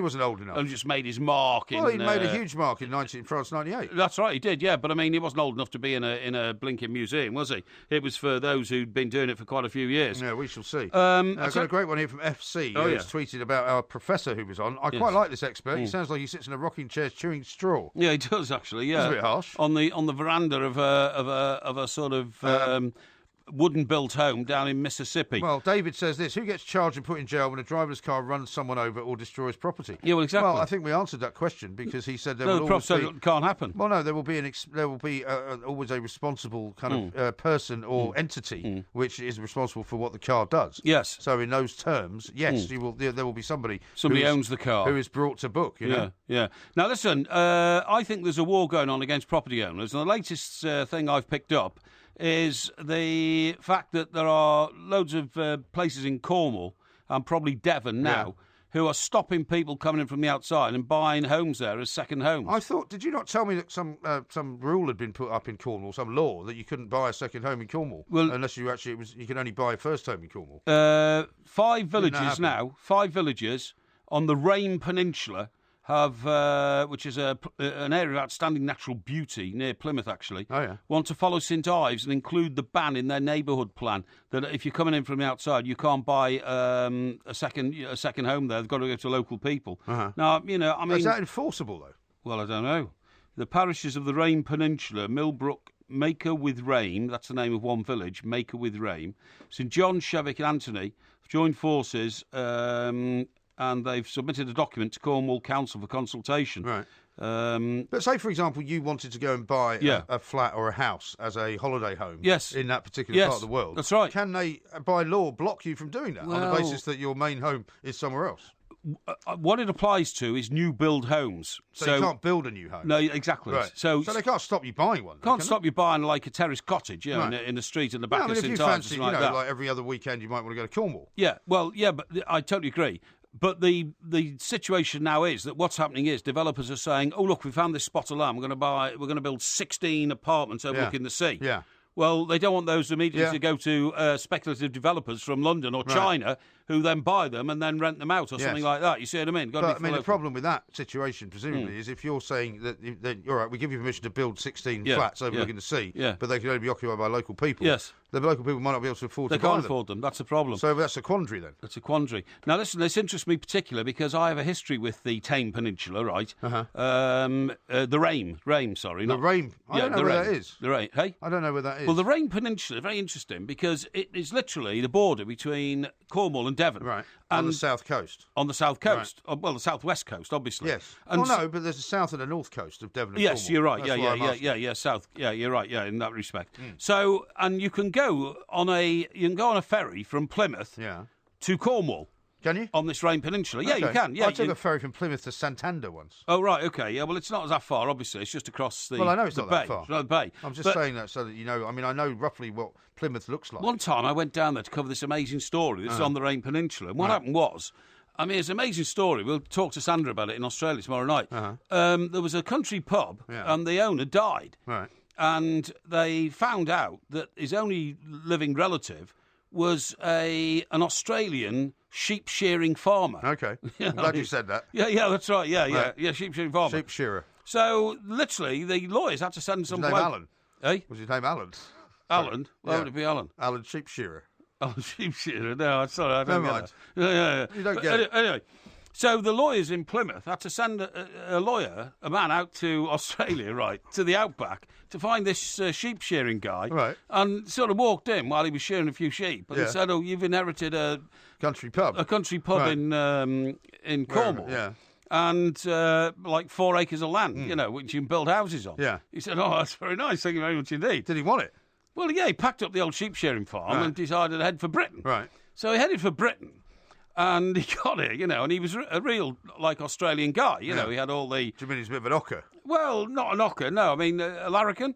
A larrikin? Yeah. What's a larrikin? Well, a happy-go-lucky guy, liked a few beers and drinks and, said a bit like Crocodile Dundee, in fact, that sort of guy, Right. I know that's... You sure this is not just how you depicted him in the story? No, I met this guy. I mean, I met him. No, I know, but you would write that he story. was like Crocodile Dundee. No, I did the story. I bet you had Crocodile Dundee in the intro. I probably did somewhere in the story. I bet you that's did. for sure. Yeah. And I'm not just now classifying Australians as all being like Crocodile Dundee, No. but this guy was. So anyway, the problem is he arrives at the pub, but then he decided that the head barmaid, who was an extremely attractive woman, should be part of the ownership of the pub. The problem was she was married to some bloke in Plymouth. Oh, right. So he starts, on the old horizontal refreshment mission. Shut the bar early for lunch. Yeah, all that kind of stuff, and opening the bar late, Yes. To entertain his mistress, Yeah. and she wasn't going home. Right. And then the husband turns up one time, and a fist fight ensues, Oh, dear. in the pub. Right. And it was the talk of the town, all this kind of stuff. Is that why you went to do the story? This is why I went to do the story. It was brilliant. But the thing was, she gone into hiding, Yeah. and I found her, and we all went to the pub, right? And it was on about the second day, he eventually turns up, the Aussie guy. And we were drinking with him all night, and he was telling us the length and breadth of the story. Yeah. Now, what I did with rat-like cunning was, around about 9 o'clock, I'd picked up enough clues from, Australian sheep farmer to work out where she might live in Plymouth. Right. So With the husband? Well, no, the husband had thrown her out, right. and that's the point. So we'd Okay. been round to her house and all Yeah. that, but the husband had thrown her out. But clearly, the Australian farmer had got a love nest for her somewhere, you know, wasn't admitting it. But I picked up enough clues. So I left company and left everybody in there drinking away until 2 in the morning. I left at 9 o'clock, got the ferry back over to the other side to Plymouth, and with rat-like cunning, tracked her down. Right. And I got all these great quotes from her, you know, she told me her side of the story. And then I rang the Daily Express, and guess who answered the phone on the news desk? Brian Cashinella. Oh, what, the fantasist? Yeah, the fantasist, who many people have actually sent me information pictures. about this morning Yeah. about Brian Cashinella. Right. So I told him, you know, it's brilliant and all this kind of stuff, and Yeah. it was in plenty of time for the third edition, and I told him everything. Unfortunately, Cashinella pushed off to the pub shortly after I'd filed all the copy, and it never got in the paper. Well, he didn't tell anyone. Well, I don't know what happened. It never got in the paper. Dear God. However, I then went back to the pub, right, because Yeah. I'm an honourable man and we were all working together. Yeah. And I said to all You the didn't guys... give it to everybody else. I did. I said to all What a the... plonker. Because I said, you can have it for your last edition, Yeah. because I knew I'd got it into the third. And I Yeah. said, but I'm not giving it till after Except you hadn't. 1 o'clock. Well, I expect it to be massive in our paper. Yeah, yeah. The barmaid Yeah, at yeah. the centre of the storm Yeah. spoke out for the first time last night. Right. I am not a Scarlet Woman. You Right. know, I have fallen in love with Crocodile Dundee. Yeah, exactly. Yeah. You know, my husband. You know, is got it all wrong Yeah. and all this kind of stuff. Wasn't in our paper at all. It was in every other newspaper in Fleet Street Yeah, the next morning, but not ours. plonker. I know. I know, ridiculous. You've got Terrible. to stop. This is Talk Sport. This is Talk Sport. There will be a podcast coming out a little bit later on, of course. We still need to determine what the Porky quiz is going to be on this week. I don't know if you had any thoughts on that so far this week. I'm working on it. You're working on Working it? on Okay. it, yeah. Well, don't yeah. forget the independent quiz masters will need to know Yes. at some point in the next sort of 48 hours. They will know by tomorrow. Okay. Don't worry about that. Now, Larry says this. Yes. There should be a news channel for Porky, Mike. There's Talk Sport, there's Virgin Radio, and there should be Pork Radio. Oh, really? Why? You could have your own radio station. Well, You'd love that, wouldn't you? No. You would love to have your own radio station. No. People would tire of my voice if it was only me 24 hours a day. think? That I'm sure. Yeah. So a bit of contrast with you and I think works perfectly well. We do, of course, have our own TV station. Yes. Which is Two Mikes Too TV. much TV. It's not which quite a is, station, but it's certainly there's some good stuff on there. I think. some very good stuff on there. Have a look on there. In fact, And- funnily enough, after yeah. your conversation yesterday about the poor chap who went in and got his hair washed and suffered a stroke, Oh, yes. I reissued the blow dry Ah, very experience good that I idea. had. However, unfortunately, still a lot of people couldn't watch it, and I still don't know what the problem is with that because I can watch it, and lots of other people I know can watch it, and some people still just say as soon as they put it on, it doesn't play for them. Oh, so you mean that we've got a technical issue when, I mean, it when might we be put it out? related. It might be related to some of the music that's used, but the weird thing is that some people can see it and some people can't. So anyway, we go and have a look at Too Much TV. There's Yeah. a lot of good stuff Yeah. on there. Yeah. Gift Gaffs adds this. George Reynolds currently operates a vending machine company and works for an e-cigarette shop in Chester-le-Street, which I think you said. Is that right? Yeah. Good So, old George. I mean, he's obviously Still quite around. he's quite an entrepreneur. This is the thing about these guys. Yes. Once they start being businessmen, Yes. they can't stop, can they? No, I mean, they if can't something stop, knocks them yeah. down and they Yeah. get beaten into a pulp, they get up again and start again. Is that an accurate report that he was found with £500,000 in the boot of his car? I believe the tweet that's come in. I don't know if it's accurate or not. I wouldn't read it out if I thought that it was in any way. I'm dodgy. just wondering how that came about. Did the police suddenly stop him and say, open your boot or something like that? I mean, who knows? Yeah, maybe he was under surveillance or something like that. Yeah, probably. Could be something like that. Just to finish the story about the Australian farmer and all that, by the way. Yeah.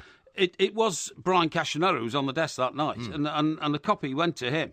And, I said, yeah, brilliant, go and buy yourself a slap-up meal, 2 bottles of champagne. They always used to do this, Put it on your expenses, I'll sign it through for you, which they never did, of course, Yeah.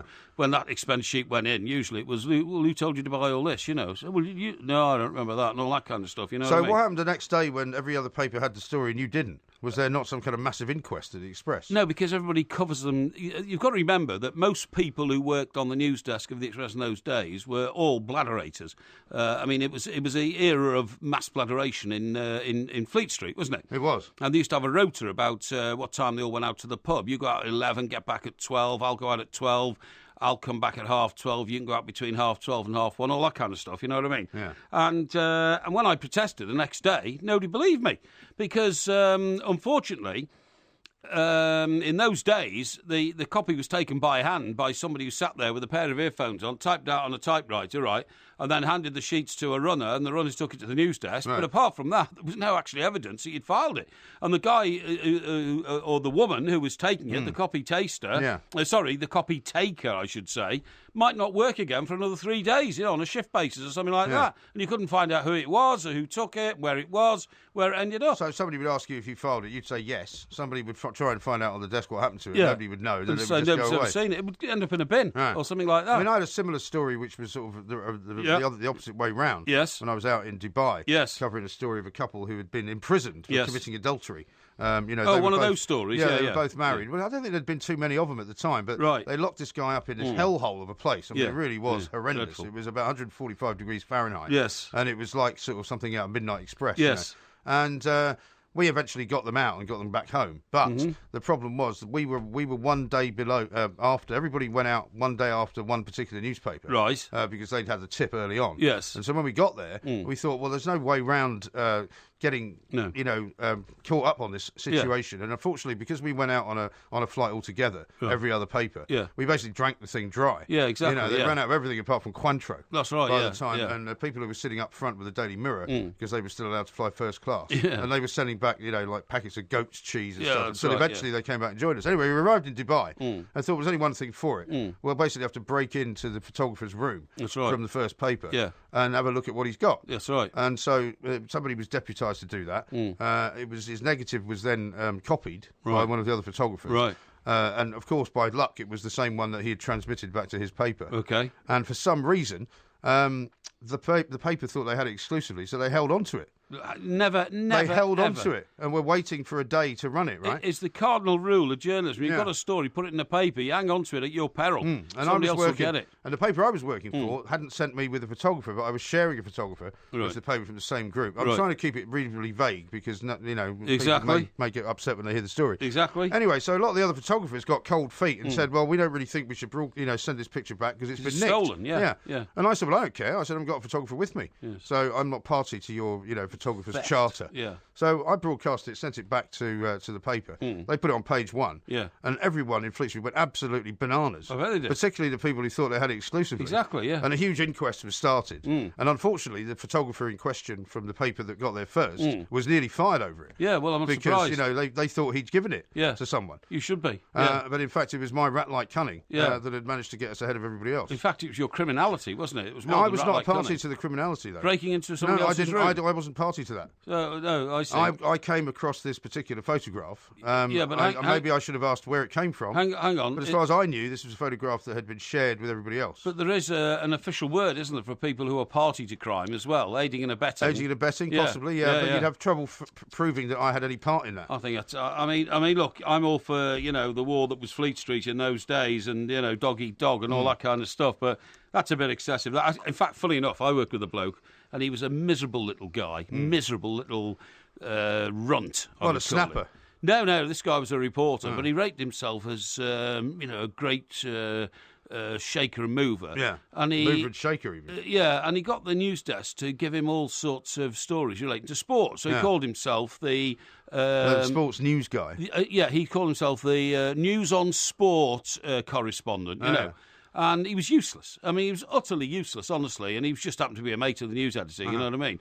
But he used to go to sporting events like the World Cup and all that kind of stuff. He was utterly useless, and all he used to do was follow the rest of the pack around. To the extent where they got so fed up with him, they started giving him ridiculous stories that weren't true, which he filed him back. And we could see when it arrived, this is utter nonsense. You know, talking about a footballer who'd been born with 3 legs and had one amputated, is now playing in the competition. Yeah. All this kind of stuff, Really? Yeah, he was utterly useless. But anyway, he got his comeuppance because he was so useless at finding out anything himself. He always just tagged along with everybody else.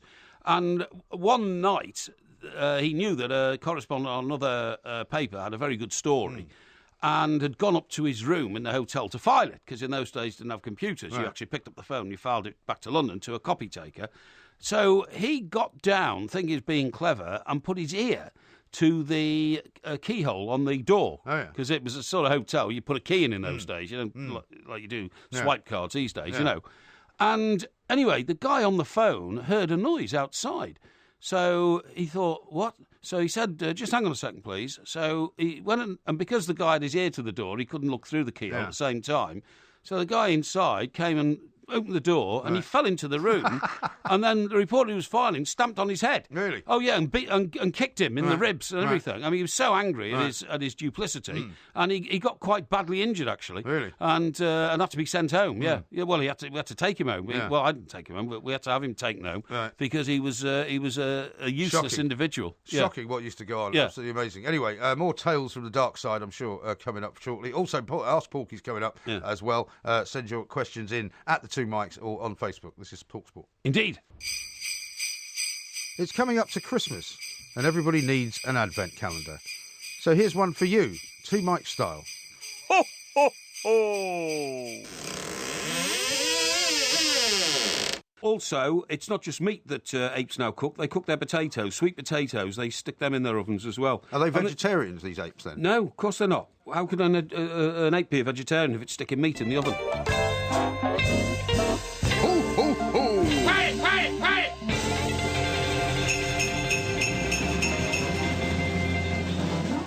Are you feeling Christmassy yet? I have to ask you that question. Not particularly, No? to be honest. There's been so much going on. I just want to... I will answer that question more fully, but before I forget, Tracy B has sent in a mock-up of a poster, and it's quite brilliant. She says, I'm not the best at footering with pictures. Footering? Footering. Footering is a Scottish word. Is it? Yeah. Footering. Oh, you have to say it with a Scottish accent. So I think Tracy may Footering. be not at the border. She says, I'm not the best at footering with pictures, but couldn't I resist doing this? And then what she's done is, you know, Goldfinger, obviously, the Yes. Bond film. Yes. She's changed it to Fishfinger. Oh, yeah. And she's got, Very good. obviously, gold is the same colour as a fish finger, the same colour as... True. the- Gold and breadcrumbs. the Gold, that's right, yeah. And she has Mike Parry starring in Ian Fleming's Fish Finger. There was a similar one yesterday where they did... He's a man, eh? There's a similar one that was done up yesterday with you as the Codfather. Oh, the Godfather, saw that, yeah, which yeah. was obviously the Godfather poster. Yeah, that's absolutely very good. It's been pointed out to me that Rod Stewart did never check into Holiday Inn hotels under the guise of Led Zeppelin. It was, in fact, Fleetwood Mac. It was Fleetwood Mac that they used to pretend to Yeah, be. pretend to be. Well, because I was thinking you wouldn't want to pretend No. to be Led Zeppelin. No. They wouldn't let you in either. Well, Fleetwood Mac had a huge reputation with hotels. In one hotel in America, when they were on their way there, Stevie Nicks, according to the official biography of the book that I read, Yes. demanded that her suite be painted pink. Yeah. And they said, what do you mean? She said, I want it pink. She said, I feel inspired to write music. I want everything pink, including the piano. So everything was made pink ahead of them arriving. Yeah. The carpet was replaced. The walls were painted pink. The ceiling was painted pink. Well, I guess for a lot of these people, the amount of money that the hotel was making off them absolutely was worthwhile. The piano was painted pink. She had the presidential suite. Everything in it was pink. Yeah. She, they were there 2 or 3 days or something like that. Now, when she moved out, the paid it suite, back. it was reverted back to what it was before she arrived, and the bill was apparently £250,000. Yeah. Just to turn it pink for her for 1 or 2 nights. Well, also, presumably, they'd want to do that in order to make sure she came back the next time. Well, I suppose so. Yeah. Absolutely right. They Now, were the the reason I world's was biggest asking you group is at that the I've just time. been Yeah. sent this picture of Cartiers in New York, which you might remember. Oh, yes. And they do a lovely thing at Christmas. They wrap the building up like a present. Oh, that's right. Yeah. With that sort of ribbon going up the side. Cartiers. Do you remember Cartiers on Fifth Avenue? Yeah, I do remember Cartiers. Yeah, but I It used was up to. by Rockefeller Centre. I used to use Tiffany's actually For what? for my jewellery. What jewellery did you buy? I bought all sorts of jewellery. I told you before, I bought a barbell for my niece when she was born, and she still got it, a silver You barbell. sure didn't buy that for my daughter. I may have bought one for your daughter as 'Cause well. It got nicked, you know. You got nicked. Yeah. Well- Well, when we first moved back to Britain, Yes. and we lived in my sister's apartment in Belsize Park, which Yes. you know well, Yes. it got robbed. Really? Yeah, and That's mostly really- of all the stuff that got stolen, apart from my ex-wife's engagement ring, Yes. because she left it in an ashtray, Yeah. which was rather bizarre. Yeah. All the kids' jewellery, which she got, because a lot of people bought her jewellery when she was born, Yes. it all got stolen. Oh dear, that's terrible. And we weren't insured because my sister we'd literally been there about a week or something, and I assumed that she had some kind of contents insurance. Mm-hmm. Yeah. And she went, "Oh no, I stopped that," because she's terribly practical. Yes. My sister. Yeah. She said, "Oh no, I stopped that. I presumed you'd get your own." Yeah, exactly. Oh, well, thanks for telling me. Yeah, thanks very much So indeed. we had no insurance at all. Shocking. Absolutely awful. Listen, I've come across something which I think is quite amazing. The guy who sunk the Bismarck Yeah. has died. Has he? I didn't know it was down to one guy. Well, it was actually. Was it? Yeah, it was, because I've read the history of this. I mean, the Bismarck was sunk on its maiden voyage, as you know. It was a huge German battleship which sunk the Hood from 25 miles away. Yes. With a Isn't shell. there a film, The Hood? There may be. I think there is. I think it was made in the 50s or something like that. But the shell that sunk the Hood was like the size of a sort of Volkswagen, if you see what I mean. You know, it's a massive shell which hit the Hood in its armoury from 25 miles away. Right. And the captain of the Bismarck was immediately awarded the Iron Cross Grade 1 by Adolf Hitler. 25 miles, so they had pretty good ammunition in those days. Oh yeah. Munitions, I should you know, like the USS New Jersey, which Ronald Reagan recommissioned when he decided they needed some firepower off Beirut when US Marines had been, do you remember, got blown up and 300 of them died in one day. I do remember when they were peacekeeping out there. He recommissioned the New Jersey because that could fire a shell about 40 miles. Yeah. And obviously it's nothing like the missiles that come off ships these days, which can go thousands of miles. Right. But nevertheless, they were guns. But anyway, what happened was the Bismarck suddenly broke out into the North Atlantic, and Churchill had issued the instruction after the Bismarck sunk the Hood, sink the Bismarck, right? That's all the Royal Navy should concentrate on doing now. So a posse of Royal Navy ships... It's easier said than done. It's very much easier said than done. It was the fastest ship in the world. But what happened was the ship that got closer to it was an aircraft carrier. Right. But the only planes on the aircraft carrier that got up close to it, which was in fact HMS Victorious. Ark Royal was in the vicinity, and Ark Royal had proper aeroplanes on it, like fixed wings. Yeah. They didn't have They didn't have planes like they have now, like Harrier jump jets or anything like that. No, nothing like that. No. Imagine like Spitfires or Hurricanes on the deck of an aircraft carrier. You know, we were talking about guys that were flying those kinds of planes the other day. Yes. Funnily enough, at the weekend when I was down on the coast, there was about 4 planes which all looked a bit like Spitfires. Oh, really? Flying in all sorts of different sort of... flying around? Yeah, flying around, but also flying really low across the sea. Well, doing tricks and stuff. I don't know what that was down about. your way, there's an aerodrome where for about $5,000 you can actually book yourself a flight on a Spitfire and you go in the back seat. Yes. It's a 2-cockpit Well, one. they have like the Eastbourne Air Show every year, which of course has now been sort of slightly discombobulated by that terrible accident that they had that's right. a couple of years ago when the guy crashed onto the M27. Yeah, but anyway, the other ship that was there was HMS Victorious, right? And HMS Victorious only carried biplanes, believe it or not, relics from the First World War, and they were swordfish. But what they were they armed? Well, they were armed with a small gun at the front, which didn't have any effect on a ship like the Bismarck. But what they did have is, underneath, strapped on, they had a torpedo. And this particular plane, this particular pilot, this guy's name was Pilot Lieutenant Commander John Jock Moffat. Okay, so he's a Scotsman. Yeah, he went in towards the Bismarck, launched his torpedo, and it was the torpedo that took out the rudder. Right. And if you remember, historically, what happened was the Bismarck ended up going round in circles because you couldn't steer it. Couldn't steer it. The torpedo dropped from the Swordfish, which then, it came down, drops its torpedo and then flies up and avoided the gunfire from the Bismarck. It's pretty hard to do that. I mean, you say that as if it's easy. Yeah, exactly. Avoiding the gunfire. Yeah. I mean, the gunfire would presumably be incredibly intense. Enormous, yeah. I mean... So you'd have to be lucky, wouldn't you, to avoid it, really? Well, his plane got hit, but the one advantage of flying a Swordfish was... Swordfish was that the wings were so fragile that the bullets just went straight through them rather than sort of crippling the plane, you see what I mean? Right. But what happened was he went round for his final turn and it says here, survived a torrent of bullets and dropped it and then flew away. He was 21 at the time. He was only 50 feet above the Atlantic swell, which if he'd have gone any lower, a rogue wave could have got him and all that kind of stuff. And his torpedo destroyed the Bismarck's rudder. It went round in circles until the Royal Navy got close enough because obviously an aircraft carrier didn't have the sort of firepower to sink the Bismarck. Right. And when it did, it was going down and the Bismarck's guns were still firing when 2/3 of the ship was already below water. Yeah. The gunnery officer was still... So they just kept going? Yeah. I mean, it was the most amazing encounter at sea.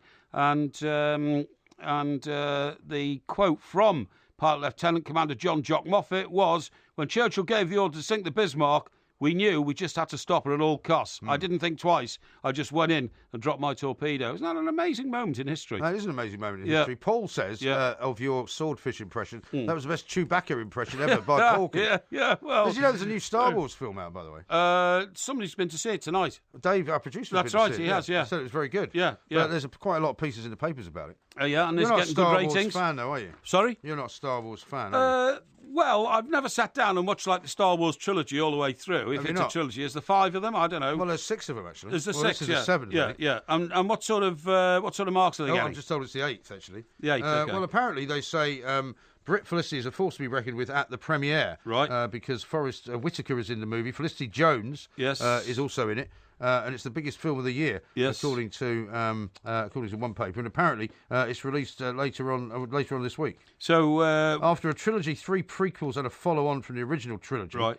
This one is called Rogue One, a Star Wars story. So it's the first standalone story. okay, so did... It's very complicated because, of course, the first Star Wars film was, and I'm probably going to get this completely wrong, but it was like episode 5, I think, of the series that had been written about. Right. Okay, so yeah, it went 5, 6, 7. I see. But it was 1, 2, 3. Yeah. And then they went back to 1 Yeah. to do Yeah, did 4, all the 5, prequels, 6, didn't they? To do 4, 5, 6. Yeah, a little crazy. Yeah. Well, it's not crazy. You have to be into it and you have to follow it. You know, Sir Alec Guinness was a big cheese, wasn't he, in the original He films? was Obi-Wan Kenobi. Obi-Wan Kenobi, yeah.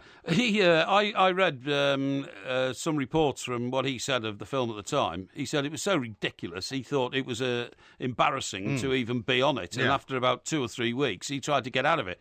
But he was contracted to do the film. But he said that he was appalled that he was going to be recognised with this ridiculous science fiction film, which was clearly a load of tosh Right. and wouldn't have taken more than, like $50 at the box office. Yeah. He didn't know it was Do you going to know be one of who's- the do you know biggest who's, film franchises of all Well, time. exactly right. Do you know who's written this piece in The Sun tomorrow? It's Jamie East.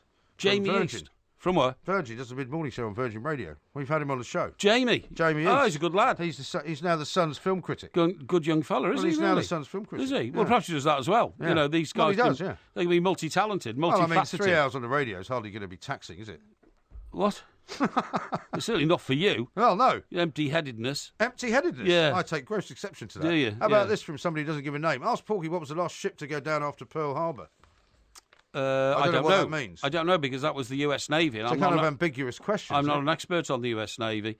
I've never been to Hawaii, but my sister has Has she? and seen the ship that still lies in the harbour. at Pearl Apparently, Harbor. oil still comes out of it. Is that right? Yeah. And Even to this day, there is still oil leaking into the harbour. isn't there a bridge over that part of the harbour where you can actually stare down at the I'm not sure ship? because I also know somebody who's been there, you know. They've taken all the bodies out of the ship because Yeah. it's obviously a war grave, isn't it? Steve says this, who could shoot at something that many times and still miss? And then he says, answers on a postcard, #Lukaku. Well, my father, of course, was in the Royal Navy during the Second World War. So you say. No, it's absolutely true. He joined at 17 in 1940. His ship sailed from Liverpool.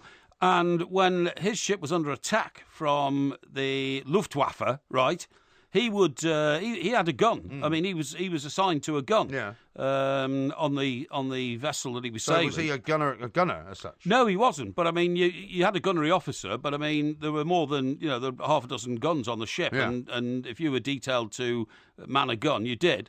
And he said it was impossible, literally impossible, to fire at planes accurately because they flew so fast over the ship that Yeah. it was impossible. Yeah. You'd break your neck if you tried Yeah. to keep pace with them and all that kind of stuff. Yeah. So he was advised by the gunnery officer to write his name in the sky and hope that a plane would fly into it. Yeah. Do you see what I mean? Yeah, because I guess that's what you'd have to do. Yeah, because if you if you held on and said, "Okay, sir, I'll wait until I see the whites of the pilot's eyes," Yeah. you never did see the whites of the pilot's eyes because they were in a plane that was painted black that was flying in at you at about like 250 miles an hour, and before you could do anything, it released its bomb and all that. Yeah. So the idea was to fire the anti-aircraft guns in a dissolute manner Yeah. so that the plane, if it was flying a straight line, might fly That's into what I'm it. saying. You just had to be lucky when you were a pilot, didn't you? Exactly. Anyway, we're nearly out of time because it's time for Yes. with Ask Porky. Many of you have benefited from it in the past. Yes. What we're going to do now is look at a whole load of tweets and Facebook posts which have come in. Indeed. And we're going to start off with Adam, who sent this in from the Facebook page. It's called The Two Mics. Okay. And as ever, if you could be as informative and as brief as possible on each Yes. one, we'll be doing well. Okay. Porky, he says, my niece is being pursued by a lawyer, Yeah. an estate agent and a stockbroker. All of these professions are blood-sucking sleazeballs who add no value but exist by leeching commission. Yes. Which two should I recommend she dumps, or should she dump all three and go for someone in a more dignified profession like a train driver or a post office counter employee? Please don't let the fact that you inhabited the same area as one of the blood-sucking groups affect you. Well, let me tell you this. It's very difficult to advise the next generation of your family who they should and should not cohort with, OK? What I'm saying is this. The individual is more important than the title that person carries. So if I were you, pal, before you start laying the law down to your niece who will resent you for trying to tell her how to run her life, I would, if you're serious about it, meet each one of the individuals and decide who, in your opinion, is the best human being. That's the one for your niece. And by the way, there's nothing wrong with her having ambitions to be associated with a professional man. It's better than going out with a dustbin man. If you say so. Stephen says this, I'm fed up with turkey at Christmas. Can you recommend a festive meal with a difference, please? Well, I saw today a report that said that a lot of people this year are turning to goose. I don't like goose at all. I think it's fatty and Difficult to cook as well. And difficult to cook and tiresome and relatively unappetising. So I always stick with turkey. However, I do accept that it's not everybody's cup of tea. The alternative for me on Christmas Day to a turkey is, in fact, a beautiful piece of gammon with cauliflower cheese. Okay. And mushy peas. Oh, they're very nice. And too. roasters. Okay. Christopher says this, Porky, should I have a vodka now or tidy my flat up? If you're talking about right now, Yeah. I don't know which part of the world you're in, but right now I'd be tidying my flat up, not drinking vodka. I assume that you are a sensible member of society, responsible member of society, has a job to go to, probably in the morning, because not all people are crackers enough to sometimes work at the hours that MG and I do. Daytime, nighttime, 24 hours a day or whatever. But if I were you, pal, I'd put the vodka aside until you've done a day's work and then reward yourself. Okay. How about this from Matthew? Can you ask Porky, please? I'm thinking of having a tattoo on my arm with my daughter's name. Yeah. Will I regret it? Yes, I think you will, because I personally would never have a tattoo, but that's not to say that I have anything against people who do have tattoos, as long as they're within reason. I think some people go overboard. I think these sleeves look ridiculous, even though some of the most famous sportsmen in the world do brandish them for their own benefit.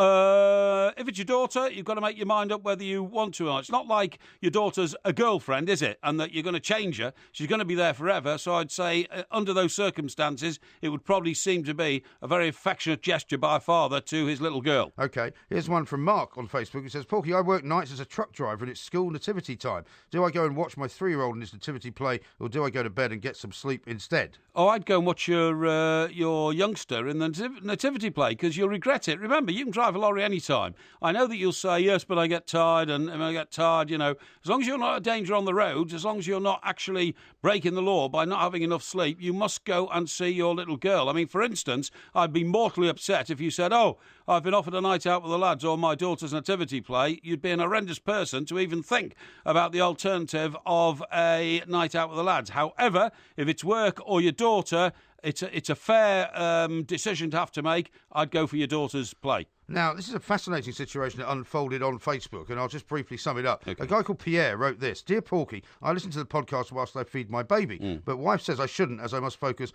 100% on the baby. Yes. What do you say? Now, remarkably, Yes. before you answer it, Yes. his wife then posted this. Your wife actually said, as you spend so little time doing things with your daughter and lots of times listening to the two mics, wouldn't it be nice to bond with her by devoting your undivided attention to her? Yes. So we found ourselves slightly in the middle of a bit of How a old do we domestic, think the daughter is? dispute here. Well, he says baby, so Right, okay. I mean, he's feeding the baby, so the Okay. baby must be, I would say, under a year. Okay, well, can I tell you this? I think it's good for you to be feeding your baby whilst you're listening to the two mics. The reason I say that is that we do have a great appeal to younger people.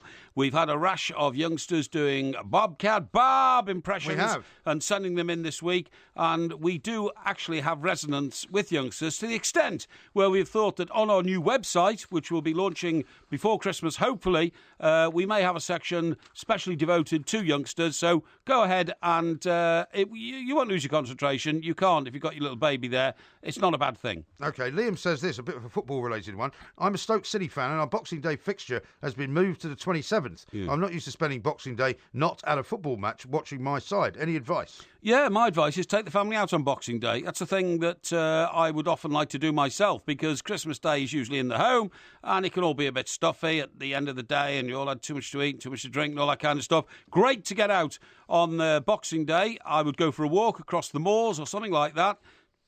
Provided you don't live in somewhere like Toxteth or if you don't live anywhere near the moors. Well, if you don't live near the moors, take a drive out to the moors or something like that. But anyway, then dump the car and get the family out for what I would call a Boxing Day celebration, festivities of the season. How about this one from Michael? He says, can you please give advice on how we should handle people who don't have a sense of humour, like the man who must not be named? Should we just ignore them or try to drum a sense of humour into them with a constant barrage of abuse? Yeah, you cannot drum a sense of humour into somebody who's got no sense of humour and, worse, no sense of irony about their lack of sense of humour. Or if you see what I mean. Even. Or self-awareness, that's right. Don't even bother. You're either born with a natural sense of humour or you're not. And if you're not, I think you're a particularly unattractive person. I think a sense of humour makes the world go round, and I don't mix with people who don't have one. Here's one from James, which has come up before, but we've never really put it to you. This question might be stated the obvious slightly, but did you get the nickname Porky because you've told the occasional lie, or did it come about for another reason? It was once suggested to me here at TalkSport in the early days that I'd put a bit of weight on one summer. It was by a fellow presenter. I called it loose summer muscle because in those days I was still very active, winter sports and all that kind of stuff. And it stuck from there. It gathered momentum when I had a packet of biscuits in my bag one day, and I had them because I was taking them home because somebody asked me to get them for them, and it was designated to be Porky's Pantry, and it stuck ever since then. OK, here's a simple one from Losty. Will Brexit ever happen? Well, who knows, because the current British cabinet is so split on the issue. The opposition is split on the issue. Everybody's split on the issue. People like Peter Mandelson, gerrymandering in the background, trying to get a second Brexit vote and all this kind of stuff. I think it will happen, but I think it's going to need very, very steely will of politicians to actually fulfil the result of a perfectly fair referendum. OK, here's one from David. He says, have all the reindeer died as you predicted, and if so, will Santa not be bringing presents this year? Well, funny you should say that, but I mean, we told you that story over a week ago about the fact that the reindeer are suffering because they're having to forage down through very, very solid ground to try and get the grass that they normally feed on in the tundra, up in Greenland and places like that. Funny enough, I saw that on a national news broadcast last night. They did a 3 or 4 minute documentary of it out in Greenland, repeating the story that I told you. Therefore, if you heard it from me, and now it's spreading to other news organisations, it has to be true. Let's think about the reindeer over Christmas. Max says this, Dear Porky, is it incredibly cheap of me to ask for a shout-out for my old man Jamie, who will be travelling with my mother Vicky for their 20th wedding anniversary to see you guys at Glasgow, along with a DVD as his only Christmas presents? That's Max from Grimsby. OK, Max. Well, that's great. So they're coming to the show in Glasgow. Jamie, your dad, and what's mother's name again, please? It is Vicky. Right, Jamie, Dad, and Mum, Vicky. We'd be delighted to see him in Glasgow. Thank you very much indeed for making the effort to come and see us. And when your son, son, is it? Yeah? Yes, Max. Calls you, the old man and the old woman, you can't be that old if you've only had a 20-year wedding anniversary. I'm presuming that your son is probably in his teens still. Well, he might be 18. Or he might be 18, 19 or something like that. Or you might be on a second marriage. But anyway, whatever. You sound like a young couple to me, and I hope you're going to have a great night. We'll try and ensure you do. OK. How about this one from Alan? He says, I'm returning to London for Christmas for 2 weeks. So many people from Atlanta want me to bring something back for them. What should I bring back, or should I bring back nothing? What, to go take back to Atlanta? Back to Atlanta. Well, you must take a couple of copies of the Two Mics DVD live in Edinburgh, which we'll be very happy to sell you at the very reasonable price of £13.49. And that would be the first import probably into America. No, we have sold a few in America, actually. I saw the distribution girls today, just to ensure, by the way, that there's no interruption to the distribution through the post office, because the post office down there is not affected. And in addition, you could take some Two Mics T-shirts, but I also think you should take some British things back to Atlanta, like, for instance, some a box of Yorkshire tea bags, some shortbread biscuits from Scotland. What about some mince pies? Some mince pies, and maybe maybe even, something like a bit of stotty cake from Newcastle. Okay. Here's one from David who says, should I treat my children this year as they never helped me ever?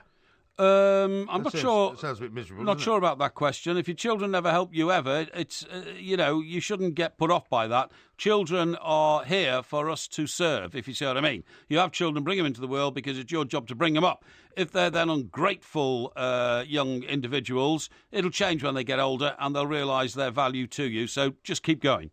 Here's a couple more. 1 second, I'm just going to pull this one up. Roy says this: if there was a meteor hitting the Earth and you were taken off the planet with the other elites, which 3 things would you take with you?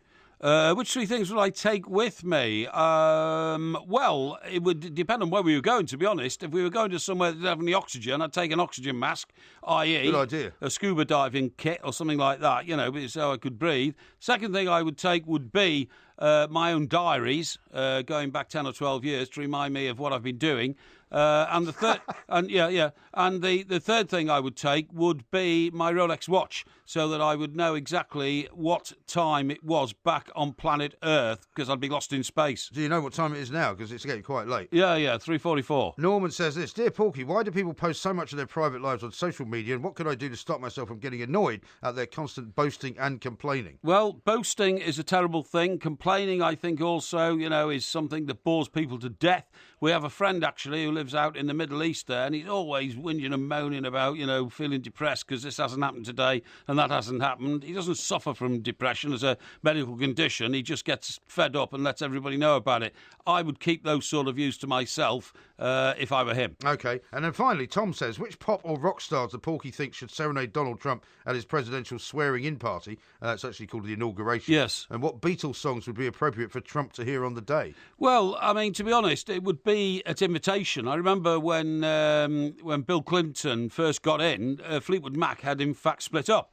But he said his favourite group was Fleetwood Mac. He wanted the inauguration. I remember Mick Fleetwood saying, look, if the president's asked us to get back together again to, laud him at the inauguration, we're going to get back together. Quite a good reason, isn't it? So it's down to the president himself. As for a Beatles record, some might suggest that as it's Donald Trump, it might be the John Lennon song Nowhere Man, but I wouldn't agree with that because I would say he is the president and you must show him the respect. Right. Therefore, how about Get Back? Well, not even Get Back. I would say go for the Paul McCartney Message of Peace. Let it be. Okay, that was Porky. Was Ask Porky actually before I say anything else. And Porky Vision will come tomorrow.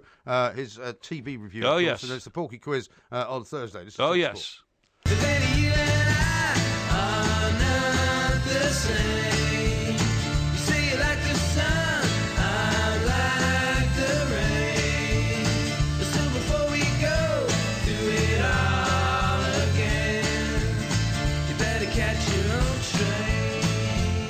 This is Talksport. We are the two mics. We will be back, of course, at 1 o'clock tomorrow. There's a load more football coming up tonight. Yeah. I don't know if you want to have any suggested predictions on any of that or whether you want to just bypass that. I'll read you a couple of tweets beforehand. Yeah. Bridgend Hatter says, my 15-year-old boy asked me who Mike Parry was, so I showed him the Cinnamon and Maggie May clips. Right. Am I an irresponsible parent? It's not an Ask Porky, it's just a tweet. Yeah, sure. No, not irresponsible at all. It happens. It's there for everybody to view. You wouldn't encourage him to do the Cinnamon Challenge? though, Definitely because, not. I mean, wouldn't that is encourage quite anybody to difficult. do the Cinnamon Challenge. No. Now, you might recall I asked you earlier if somebody had texted in what was the last ship that was sunk at or was Pearl Harbor. At Pearl Harbor. Yeah. And according to the guy who asked the question, it was the General Belgrano. Was it? And the Argentinians bought it off the Americans.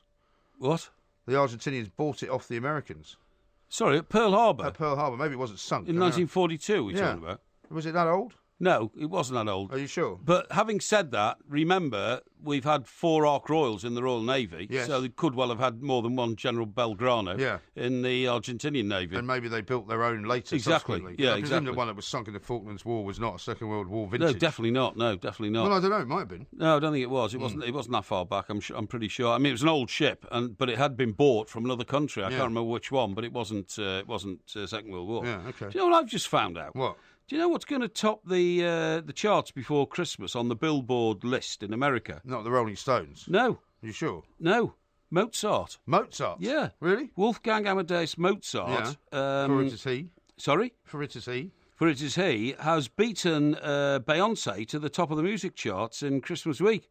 And it's because somebody released a box set called Mozart 225, the new complete edition. Yeah.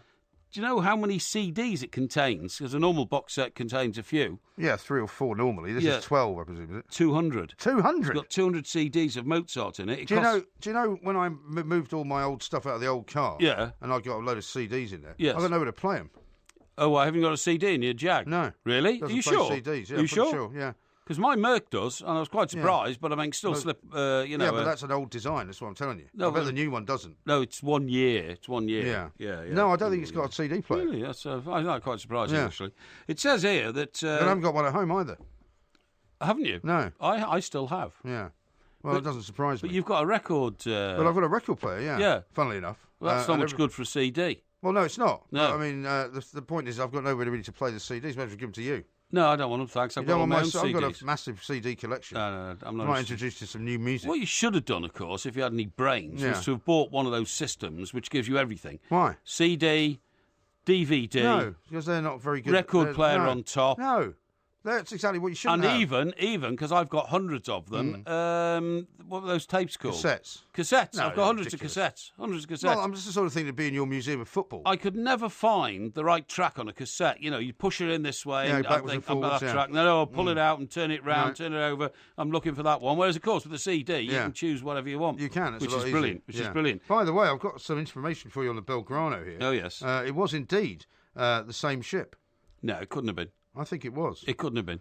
So a General Belgrano was damaged in Pearl Harbor in 1942. It says here it was an Argentine Navy light cruiser in service from 1951 to 82. Yeah. Previously named the USS Phoenix, saw action in the Pacific Theatre of World War II before being sold by the United States Navy to Argentina. Oh, I see. So it was the Phoenix when it was attacked at Pearl Harbor. Yeah. Became the Belgrano. Yeah. It's no wonder it got was then sunk. sunk. Yeah, if it was Yeah. 40 years old. Right. Bit of a shame, really, that it didn't have more capacity to stay afloat. Indeed. Just to sorry. finish the Mozart story, which you keep interrupting me about, 200 CDs, it Yeah. costs more than £300, but it has sold just 6,250 copies. Right. But Billboard magazine, which compiles the chart, multiplies the sales of an album by its size, so it's pushed it to the top, because although it's only sold 6,250 copies, Yeah. that multiplies by 200. So actually, if you invented a CD collection, Yes. which had say 5,000 CDs, Yes. in it, you'd immediately go to the top of the Right to charts. the top, yeah. You just sold like 30 copies. Yeah, but you've got to find an artist who could have Well, enough you- material to go into 5,000 Well, how about CDs. Yeah, well, that's quite a good idea. Because we can make 5,000 CDs, Yeah. right? No problem. No, we could, yeah. And they could only be maybe half an hour long. Yeah, that's a good idea. Right? And then put it up to the charts. Yeah. And it'd be number one. Number one. 6,250 copies times 200 is 6,250, 62,625,000. Well, just double 20, double hang on, 65 I've worked and it add a out. couple of zeros. I've worked it out. It's 1 million. It's 1.3 million. Yeah. 1.3 million. But that doesn't really, it's not really honest, that, is it? Because it doesn't actually give a true account of Well- whether there's enough people making it popular enough to make it number one. Well, that's the number of discs that have been sold, and that's how they rate it. That's very interesting, that. By Now, the way, given, sorry, go on. I was going to say that our podcast is very popular. I'm Yeah. not saying that in a boastful manner, but it course just not. happens to be. Yeah. You've stopped giving me updates on where we are in the charts, on the podcast charts, because, of course, we're regularly in the top three. Well, yeah, I mean, the trouble with the podcast charts Yes. is that they're not like every other chart. It does not come out on a weekly basis Right. where you have, this. no, here's it the moves top up and 10. down, doesn't it? Well, it moves up and down depending on the speed with which people download it, right? So when people are downloading our podcast, it's one of the most speedily downloaded podcasts in the world. Oh, it is, I know, And yeah. So it will frequently then appear as number 1, 2, or 3. Yes. But quite often, at other parts of the clock I of see, the day, I see. it will go further down the list. So I would imagine that the premium time is probably between about 10 a.m. and midday. Yes, but you're never quite sure exactly when that is Yes. then registered by Yes. iTunes. Yes, as indeed. to when when that. I don't know enough about it. I don't care. All I know is loads of people Yes. download it. Yeah. I'm not worried about whether we're number 1, 2, 3, 10, 20. It doesn't matter. Okay. I know that you much prefer to have something to hang your hat on. Well, I like to be number one. Now, this yeah, new... well, you've never been number 1, have this, you? I'm ignoring that question. This new Star Wars film Yeah. includes a load of those guys with the white helmets. What are they called? Hey, The soldiers in the white helmets in Star Wars. What are they called? Star Wars. Yeah. Do you mean Star Wars? Yes, I just No, said. you've got to emphasise Star, not Wars. What are they Star called, Wars. the guys in the white helmets? Do you mean the Stormtroopers? Stormtroopers. Because, of course, there's a picture of us with a stormtrooper Yes. on the cover of our DVD. It's not on the front cover. Two Mics Live in Edinburgh. It's on the back cover. Yeah. And in fact, when we removed the helmet from the Star Wars I think trooper, when I removed the helmet. you removed the helmet, Yeah. there was a beautiful Russian lady inside was. the suit. Yeah, much Which to my was- surprise. Yeah, which was rather lovely, wasn't it? It was very lovely. Yeah, absolutely. Well, I realised that she was a woman when she started speaking, because I asked her a question. That's right. Expecting this male voice to That's come right. booming back at me, and it Yeah. was this very, what can only be described as a sort of lilting Russian voice. I don't think I talk too much about our DVD, Two Mics Live in I think you Edinburgh, do, actually. But I was going to say, once you get it out the box and play it, there is in fact footage of me meeting said lady, yeah? Well, meeting her, yeah, Yeah. Well, there you go. in See? the street. Pretty good. Yeah, but you wouldn't have met her if it wasn't for me, because you wouldn't have known she was even in there. Well, you wouldn't have met her at all if it hadn't been for me saying we get out on the streets of Edinburgh and No. mix amongst the You fans. didn't want to do that. Mix amongst our No, fans. you didn't want to do that. I did. You Our wanted people. you wanted to be shown around Our Edinburgh. followers, You wanted yeah. to be shown around Edinburgh. You didn't actually want to meet anybody, because essentially you're antisocial. No, that's You not are. true. That's not true. You are. How can I be antisocial? I mix with hundreds of people after we go to these shows. Yeah, but you don't like it. What do you mean? That's a terrible thing to say. I embrace it. I love meeting our You audience. don't Of course I remember it, do. though, either, most of the time. Well, there could be an element of that this Here's one coming from Nick. He Saturday says, because "Was we're it in the same Glasgow." Russian lady Porky met in Moscow?" No, I didn't meet any Russian ladies in Moscow. I saw them sitting around in the lobby of the hotel, looking extremely glamorous and beautiful. But that is not, the sort of pursuit that I indulge in foreign Well, you're climes, stumbling or over even your at words. home. Yeah, Why are you stumbling over? Oh, it's not foreign No, clients. Now, no. I'm going to go back to the football. Middlesbrough Liverpool tonight. Middlesbrough Liverpool. Yeah, prediction. Middlesbrough will do all right. I would say a draw. A draw. Yeah. Sunderland Chelsea. Well, Chelsea win that 4-0. West Ham Burnley.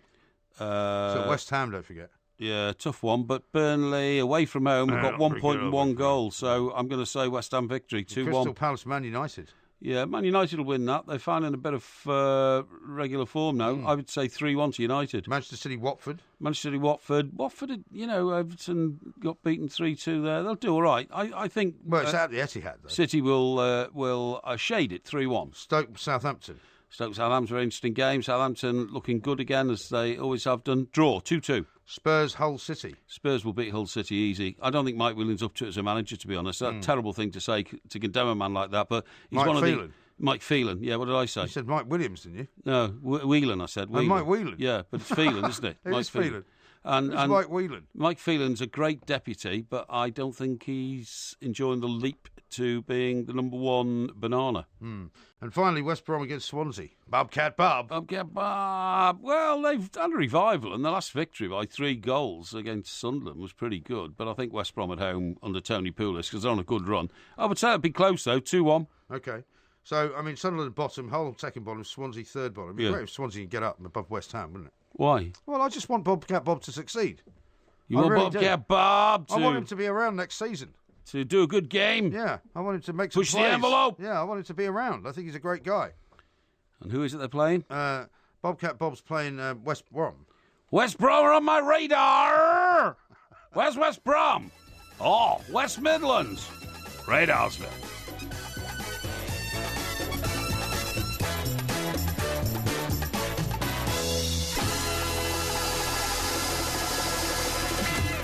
It says here, modern science is quick to explain away all reports of it as simply vivid dreams.